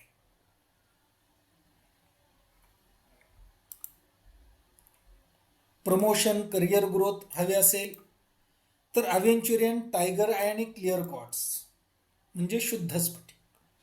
अव्हेंचुरियन क्रिस्टल आहे बरं, टायगर आय क्रिस्टल आहे, स्टोन आहे. ओके, आणि क्लिअर क्वार्ट्स. नवीन व्यवसाय असेल तर अव्हेंचुरियन, सिट्रीन आणि टायगर आहे. ह्याने संधी, प्रॉस्पेरिटी आणि कॉन्फिडन्स वाढायला मदत होते. व्यवसायात मंदी चालू असेल तर सिट्रीन आणि अव्हेंचुरियन. समृद्धी आणि योग्य निर्णय.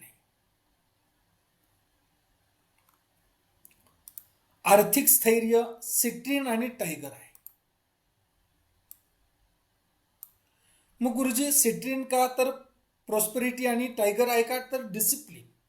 आर्थिक स्थैर्य असं येत नाही, लक्षात ठेवा, त्याला रत्न घालून येत नसते, त्याला डिसिप्लिन ही महत्वाचं आहे.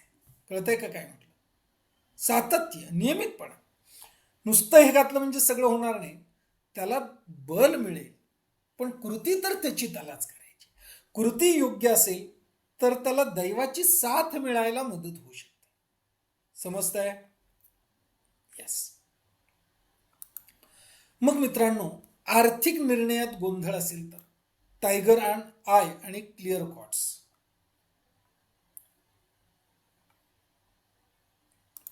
स्टुडंट असेल तर लॅपिज आणि क्लिअर क्वार्ट्स. लॅपिज लाजुली म्हणजे राजावर्त आणि शुद्ध स्फटिक.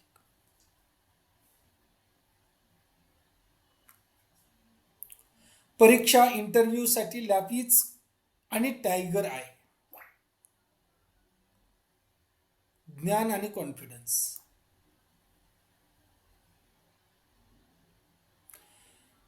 हे आपल्या ऑफिसला उपलब्ध आहेत, तुम्हाला पाहिजे असेल तर लगेच मिळेल का, कुठे मिळेल, तुम्ही ऑफिसला विचारू शकता. व्यवसाय माझा विषय नाही, ज्ञान देणं माझा विषय आहे आणि विद्यार्थ्यांना उपलब्ध व्हावं म्हणून ऑफिसमध्ये व्यवस्था केलेल्या आहेत सगळ्या गोष्टीच्या. लक्षात आलं का काय म्हटलं?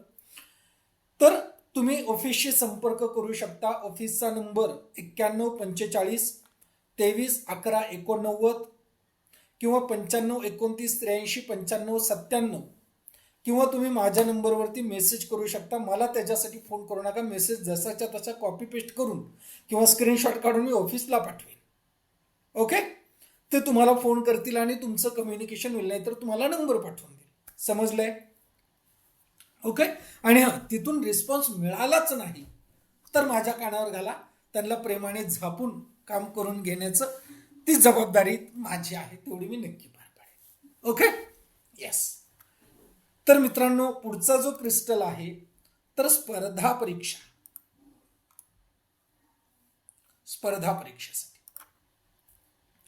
लॅपिज, टायगर आय आणि क्लिअर क्वार्ट्स.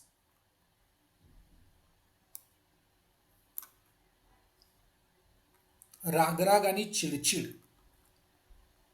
हा गुरुजी, माझा भाऊ असाच करतो. तर याच्यासाठी अमेथिस्ट आणि रोज क्वार्ट्स.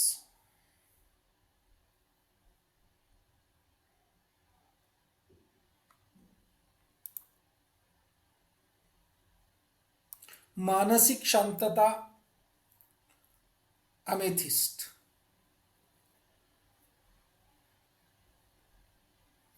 नातेसंबंधांमध्ये कटुता आली असेल तर रोज क्वार्ट्स आणि अमेथिस्ट.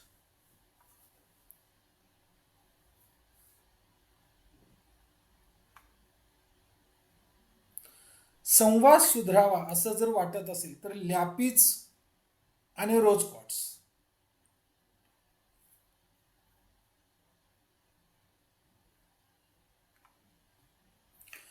कौटुंबिक जबाबदारी भाऊ माझा घेत नाही गुरुजी, आई बाबांना मलाच बघावं लागतं. जाऊ दे, हे नको तुम्हाला. पाहिजे भावाने कौटुंबिक जबाबदारी घ्यावी, तर याच्यासाठी टायगर आय आणि लॅपिज.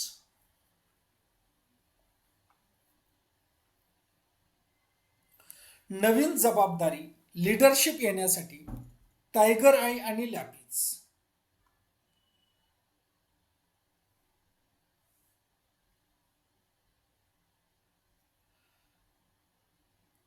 आणि नवनिर्मिती काही करायची असेल, डिसिजन घ्यायचा असेल, एखादं नवीन तयार करायचं असेल, प्रोडक्ट तयार करायचं असेल, चिंतन मनन चालू असेल, तर त्याच्यासाठी सिट्रीन आणि क्लिअर कॉर्ड्स.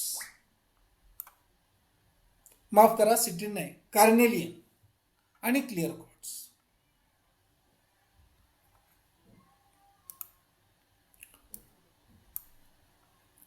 मग आता पल्लवी म्हणते गुरुजी माझं लग्न जमलंय किंवा माझ्या भावाचं लग्न जमलंय, त्याच्यासाठी काय?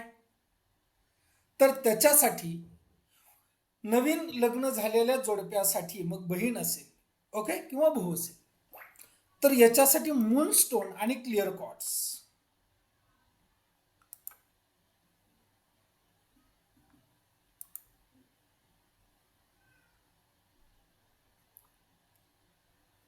पण गुरुजी माझा भाऊ एखादा दूर राहतो, तो येऊ शकत नाही, तर अशासाठी टायगर आय आणि क्लिअर कॉर्ड्स. म्हणजे दूर असलेल्या भावाला स्थैर्य आणि पॉझिटिव्ह वेव्ज. म्हणजे काय, तर क्लिअर कॉर्ड्स म्हणजे काय मित्रांनो, तुम्हाला माहिती आहे श्रीमद भगवद गीता, नीट लक्षात घ्या, श्रीमद भगवद गीता आत्ता जी आपण ऐकतो की नाही,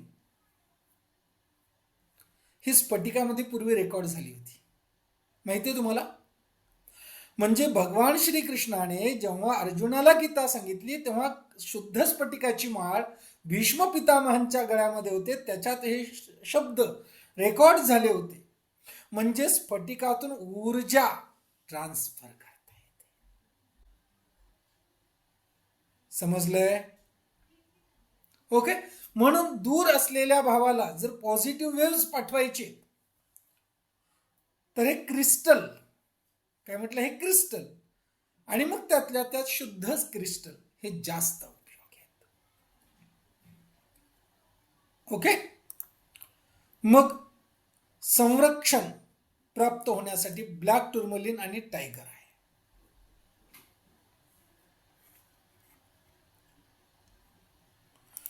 गुरुजी माझा भाऊ किती आर्दंड आहे, कधी आठवण आली म्हणून फोन पण करत नाही, तर त्याला रोज क्वार्ट्सचा द्या. करुणा, दया जागृत होण्यासाठी, आध्यात्मिक आणि ध्यानशील आध्यात्मिक वृत्ती शांत होण्यासाठी अमेथिस्ट आणि क्लिअर कॉर्ड्स. प्रेम, प्रगती आणि स्थैर्य प्राप्त होण्यासाठी रोज क्वार्ट्स, अव्हेंचुरियन आणि टायगर आहे.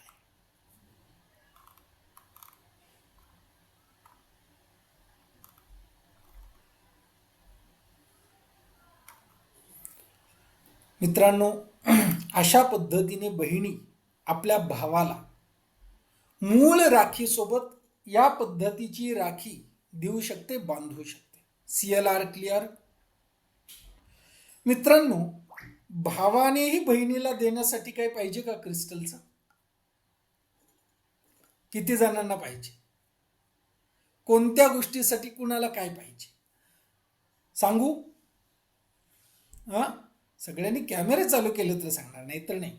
हे माझा आवाज इथं बसत आला नुसताच, काय नळी काय म्हणायचं, हा, सगळ्यांनी कॅमेरे तरी चालू केले पाहिजे की नाही. हे बघा, सुचिता देशपांडे लिहित बसले आणि कॅमेरा बंद केला. हे चुबुकवार आपली. हा, काय चुबुकवार?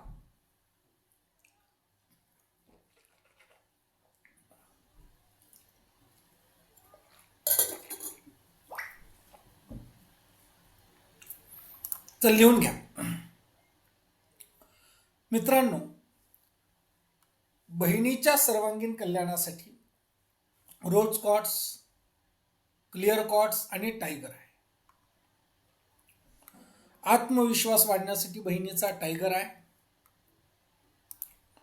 जसं गुरुजींनी वर्गाच्या सुरुवातीला सांगितलं, स्त्री ही भावनिक प्रधान आहे आणि त्याच्यामध्ये तिला स्वतःच्या निर्णयात दृढता येणं अत्यंत गरजेचं आहे. आणि ती दृढता येण्यासाठी टायगर आहे आणि क्लिअर कॉट्स,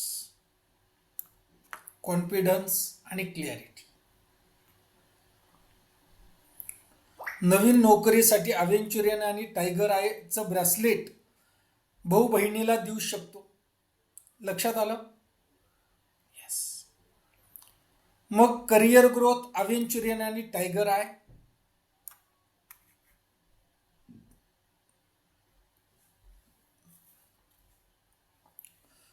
आपली बहीण एखादा नवीन व्यवसाय सुरू करत आहे तर अव्हेंचुरियन, सिट्रिन आणि टायगर आहे.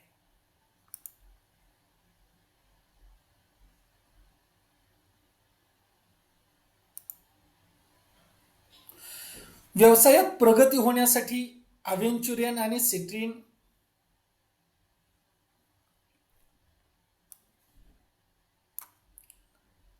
आता कोणत्या भावाला वाटत नाही की आपल्या बहिणीला आर्थिक स्वावलंबत्व प्राप्त व्हावं? बरोबर की नाही? प्रत्येक भावाला वाटतं. पण दुर्दैव, आपल्या बायकोने आर्थिक स्वावलंबत्व व्हावं हे नवऱ्याला वाटत नाही. ती पण कुणाची तरी बहीण असते ना. सांगायचं तात्पर्य कळाला का? ओके. तर एक गोष्ट लक्षात ठेवा मित्रांनो, एक गोष्ट सांगू, तुमचा संसार वाचो अथवा न वाचो, मी मोठं विधान करतो, भविष्यात तुमचा संसार वाचो अथवा न वाचो, आपली स्त्री जोडीदार ही स्वतःच्या पायावर सर्वांगाने सक्षम उभी असलीच पाहिजे. काय म्हटलं? लक्षात आलं का? कारण मुलं जर झाले असतील, समजा तुम्ही जर तिला सक्षम केलं नसेल, तयार केलं नसेल, आर्थिक स्वावलंबत्व तिला दिलं नसेल, आणि उद्या तुमचं आता बोलणे, माफ करा, तुमची माफी मागून चलो बुलावा आया है, कैलास में माताजी ने बुलाया है, हा, तुम्ही मग माताजीने तुम्हाला बोलवलं, तुम्ही कैलासवासी झालात, तर पाठीमागे यांची काळजी कोण घेणार आहे? काय म्हणायचे लक्षात आलं का? जोक काढून सोडा, जोक काढून टाका, सिरियसनेस समजून घ्या. आणि आजकाल कधी कुठे केव्हा काय होईल सांगता येत नाही मित्रांनो. मी तुमच्या हात जोडतो, पाया पडतो, एक गोष्ट लक्षात ठेवा, आजच्या ह्या भयानक काळामध्ये तुमचा 20, 25, 30 वर्षाचा संसार झाल्यानंतर जर नवऱ्याचं असं काही झालं आणि ती जर स्त्री हातावरती पायावरती स्वतःच्या सक्षम उभी नसेल, तर तिला किती वाईट परिस्थितीचा सामना करावा लागू शकतो याचं आपण कल्पनाही नाही करू शकत. कळतंय का काय म्हणतोय? आणि ती जर तरुण असेल, नवीन लग्न झालं असेल, नवीन 6-10 महिन्याचा मुलगा वगैरे असं काय असेल बाळ, आणि त्याच्यात असं काय झालं तर किती वाईट हालत आहे रे तिची. आणि याच्यासाठी म्हणून प्रत्येक स्त्रीने आर्थिक सक्षम, बौद्धिक परिपक्व असलंच पाहिजे, हे कायम लक्षात ठेवा.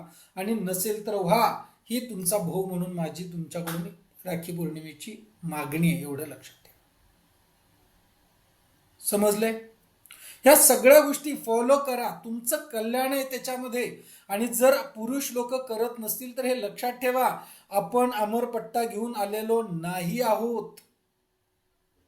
आपल्या पाठीमागे आपल्या कुटुंबाची तंतन नाही झाली पाहिजे. कुणासाठी कमवायचंय, हिनं मला त्रास दिला, अरे देऊ दे, तुझी बायको आहे ना, तुझ्यासाठी तू अधिकार सांगितलाय ना ती माझी म्हणून, केवळ त्या अधिकारासाठी तिच्यासाठी काहीतरी कर. भले ती तुझ्यासाठी काहीच नाही करू दे. बायको कुणाची म्हटल्यावर तू म्हणतो ना वरती थोबाड करून माझी, तर त्या माझी या शब्दासाठी कर तिच्यासाठी. काय म्हटलं? लक्षात आलं का? भले ती काही कर, तुझं कर्तव्य केल्याने काही होत नाही. समजतंय? आणि याच्यासाठी प्रत्येक स्त्री सक्षम असणं अत्यंत अत्यंत गरजेचं आहे. ओके. आणि मग अशासाठी तिला आर्थिक स्वावलंबत्व प्राप्त होण्यासाठी सिट्रिन आणि टायगर आहे अत्यंत गरजेचं आहे. आर्थिक नियोजन गुरुजी बायकांचा हात कोणी पकडू शकेल का? कोणीच नाही पकडू शकत, मान्य. पण कधी कधी बावळट बायका असतात, नवऱ्याच्या बोलण्यात येतात आणि पैसा देतात. मी तर अशाही बायका बघितलेल्या आहेत, बोलण्यात आल्यात आणि करोडो रुपयाची प्रॉपर्टी लक्षात येत असताना नवऱ्याला विकायला दिलेले, किंवा लाखो रुपये करोडो रुपये नवऱ्याच्या नावावर केलेले, करोडो रुपये नवरा तिकडे उधळतोय नको त्या पद्धतीने, तरीही पैसा देतच. काहीतरी विवेक हवा की नको? समजतंय का? म्हणून नवऱ्यावरती विश्वास ठेवावाच, याचा अर्थ संशय घेऊ नये, अंध नाही. काय म्हटलं, लक्षात आला का? नवऱ्यावरती विश्वास ठेवावाच पण अंध नाही, म्हणजे संशय घ्यावा असंही नाही. कारण संशय आत्मा विनश्यती, संशयाने आत्म्याचा विनाश होतो, संसाराचा तर होणारच आहे, लक्षात ठेवा. नॉट ओनली संसार, नात्याचा. मग भाऊ असू दे, नवरा असू दे, बहीण असू दे, आई असू दे, बाप असू दे. नटसम्राट पाहिलाच असेल, बापावरती संशय घेतल्याने काय होतं, समजते? त्याच्यामुळे संशय येऊ द्यायचा नाही. समजलाय? यस. तर आर्थिक नियोजन व्यवस्थित होण्यासाठी सिट्रिन आणि क्लिअर कॉट्स भावाने बहिणीला द्यावा. विद्यार्थिनींसाठी लॅपिस आणि क्लिअर कॉट्स, परीक्षेसाठी लॅपिस आणि टायगर आय, स्पर्धा परीक्षेसाठी लॅपिस आणि टायगर आय, शांततेसाठी अमेथिस्ट, आणि स्त्रियांना जबाबदाऱ्यांमुळे जो ताण येतो त्याच्यासाठी अमेथिस्ट आणि रोज क्वार्ट्स.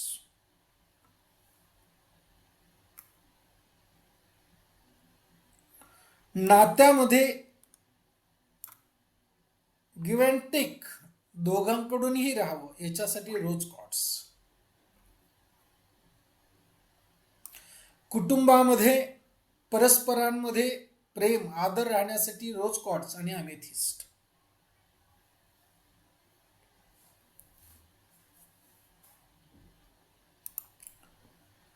संवाद व्यवस्थित होण्यासाठी लॅपिस लाजुली, म्हणजे राजा आवडत, माझा आवडीचा रत्न. हो, मला प्रचंड आवडतं. ओके. स्वतःचा सन्मान आणि आत्मविश्वास जपण्यासाठी रोज क्वार्ट्स आणि टायगर आहे.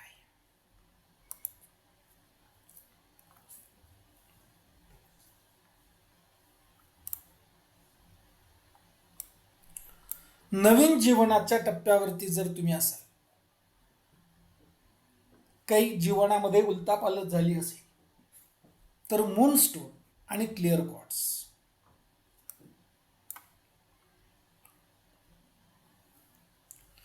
लीडरशिपसाठी टायगर आणि लॅपिस.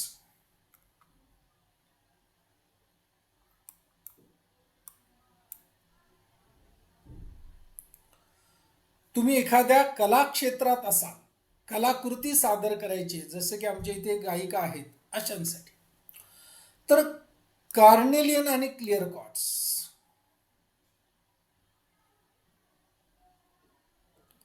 बहीण देश परदेशात दूर राहत असेल तर रोज कॉर्ड्स आणि क्लिअर कॉर्ड्स.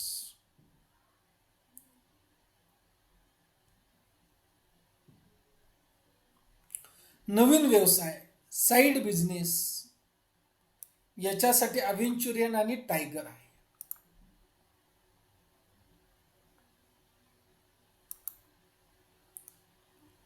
आध्यात्मिक साधनेसाठी अभ्यासासाठी अमेथिस्ट आणि क्लिअर कॉर्ड्स.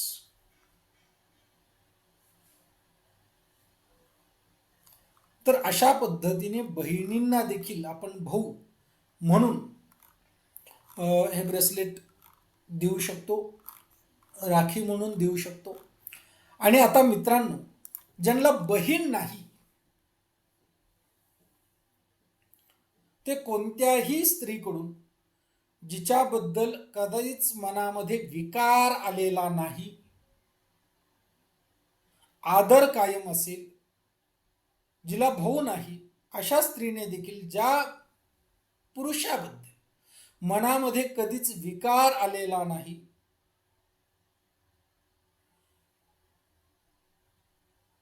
ज्याच्याबद्दल किंवा जिच्याबद्दल कधीच येऊ शकणार नाही, येणार नाही, अशा व्यक्तीला राखी बांधा. या व्यतिरिक्त आपण पुरोहितांना राखी बांधू शकतो. पुरोहित आपल्याला राखी बांधू शकतो. आणि जर यापैकी कुणीच उपलब्ध नसेल तर देवालाही आपण राखी बांधू शकतो. याचा पुरावा ग्रंथांमध्ये आपल्याला आढळतो. लक्षात आलं? आणि गुरूंनाही आपण बांधूच शकतो. Seller clear? सो जर तुम्हाला राखी पौर्णिमेबद्दल काही प्रश्न असतील तर तुम्ही हँड राईज करून एक एक विचारू शकता, मी तुम्हाला उत्तर देईन. अभ्यासात पुढे जाण्यासाठी आता कशामुळे तर तुम्ही अमेथिस्ट आणि क्लिअर क्वार्ट्स निश्चित वापरू शकता. ओके. आणि ह्या जर राख्या तुम्हाला हव्या असतील तर तुम्हाला पाहिजे तिथून घ्या, पण ज्यांना खरोखर घ्यायच्या त्यांना ऑफिसमध्ये आपल्या उपलब्ध करून ठेवलेल्या आहेत. ते ऑफिसशी संपर्क साधून, आपण ज्या ग्रुपमध्ये आहात त्या ग्रुपमध्ये ॲडमिनचा नंबर आपल्या ऑफिसचा आहे, तुम्ही त्यांच्याशी संवाद साधून, किंवा माझाही नंबर आहे, किंवा जे आता रेकॉर्डेड व्हिडिओ पाहत आहेत तर त्यांनी आपल्या गुगलवरती जाऊन, फेसबुकवरती, यूट्यूबवरती देखील तुम्हाला नंबर मिळू शकतो. तिथूनही तुम्ही संपर्क क्रमांक घेऊन ऑफिसशी संपर्क करू शकता. जर तुम्हाला हवाच असेल तर ऑफिस नंबर आहे 9145 231189. मराठीमध्ये सांगतो आता, 9145231189. ओके. आणि संस्कृतमध्ये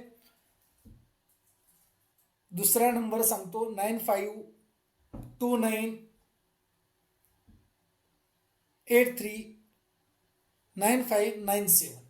ओके. हे ऑफिसचे दोन्ही नंबर आहेत. या व्यतिरिक्त ऑफिसचे अजून 2-4 नंबर आहेत, शेवटी 1189 म्हणजे संपतात. लक्षात आलं? असे 2-3 नंबर आहेत. आणि या व्यतिरिक्त माझा पर्सनल नंबर माझ्या प्रत्येक विद्यार्थ्याकडे आहे, तुम्ही मला मेसेज करू शकता. तसाच्या तसा साम कम्या बाळूचं काम या बाबतीत मी तुम्हाला करू शकेन. वास्तूचंही तुम्हाला काही रेमेडीचं साहित्य हवं असेल, किंवा उंबरा हवा असेल, किंवा दुर्गाद्वार, अष्टमंगल, भौमयंत्र, किंवा क्रिस्टल, किंवा जेमस्टोन, ते देखील ऑफिसमध्ये उपलब्ध आहेत. साम कम्या बाळू, ते काय रे, पाऊस पडेल का, बिगी बिगी बिगी असं म्हणून तुम्ही पाठवलेलं असं काढणार आणि ऑफिसला पाठवून देणार. तुम्ही त्यांच्याशी काय रेट आहेत, काय आहे का नाही, हे सगळं तुम्ही त्यांच्याशी बोलून क्लिअर करून घेऊ शकता. लक्षात आलं? काय अडचण आली तर मला सांगा, मी निश्चित मार्ग काढण्याचा प्रयास करेन. एक व्यवस्थेचा मार्गदर्शक म्हणून मी माझ्या ऑफिसमध्ये बॉस स्वतःला समजत नाही. मी याच्यातच धन्यता म्हणतो, ईश्वराने मला घेणाऱ्यातलं नाही, देणाऱ्यातलं पैसेही आणि ज्ञानही बनवलेलं आहे. मी किती भाग्यवान आहे. लक्षात आलं? तर याच्यामध्येच मला धन्यता आहे. त्याच्यामुळे अधिकार सांगण्यामध्ये मला अजिबात स्वारस्य नाही, रस नाही. लक्षात आलं? तुम्हाला या पद्धतीने तुम्ही करू शकता. काय प्रश्न असेल तर हँड राईज करा, मी तुम्हाला प्रश्नाचं उत्तर देईन. अन्यथा आज इथे भेटलात, आयुष्यात परत, आयुष्यात परत याच एनर्जीने, याच उत्साहाने इथेच सातत्याने भेटत राहूया.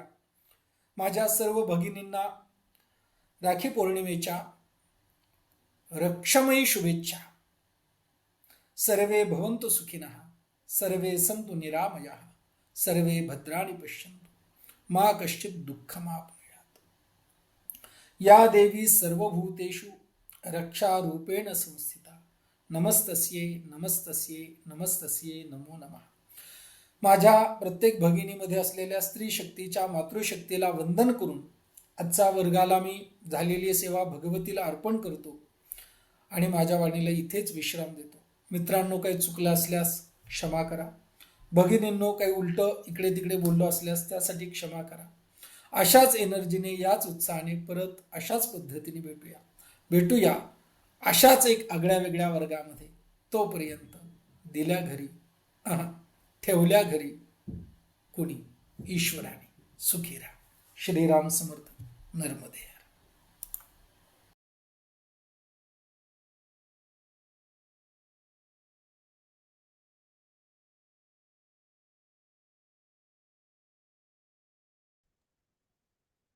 राम समर्थ गुरुजी.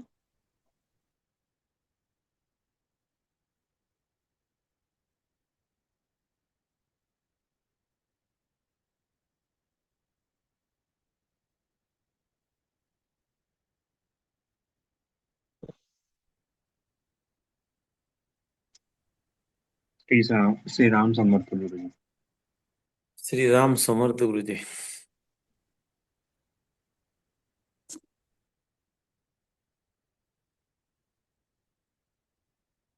श्रीराम समर्थ गुरुजी.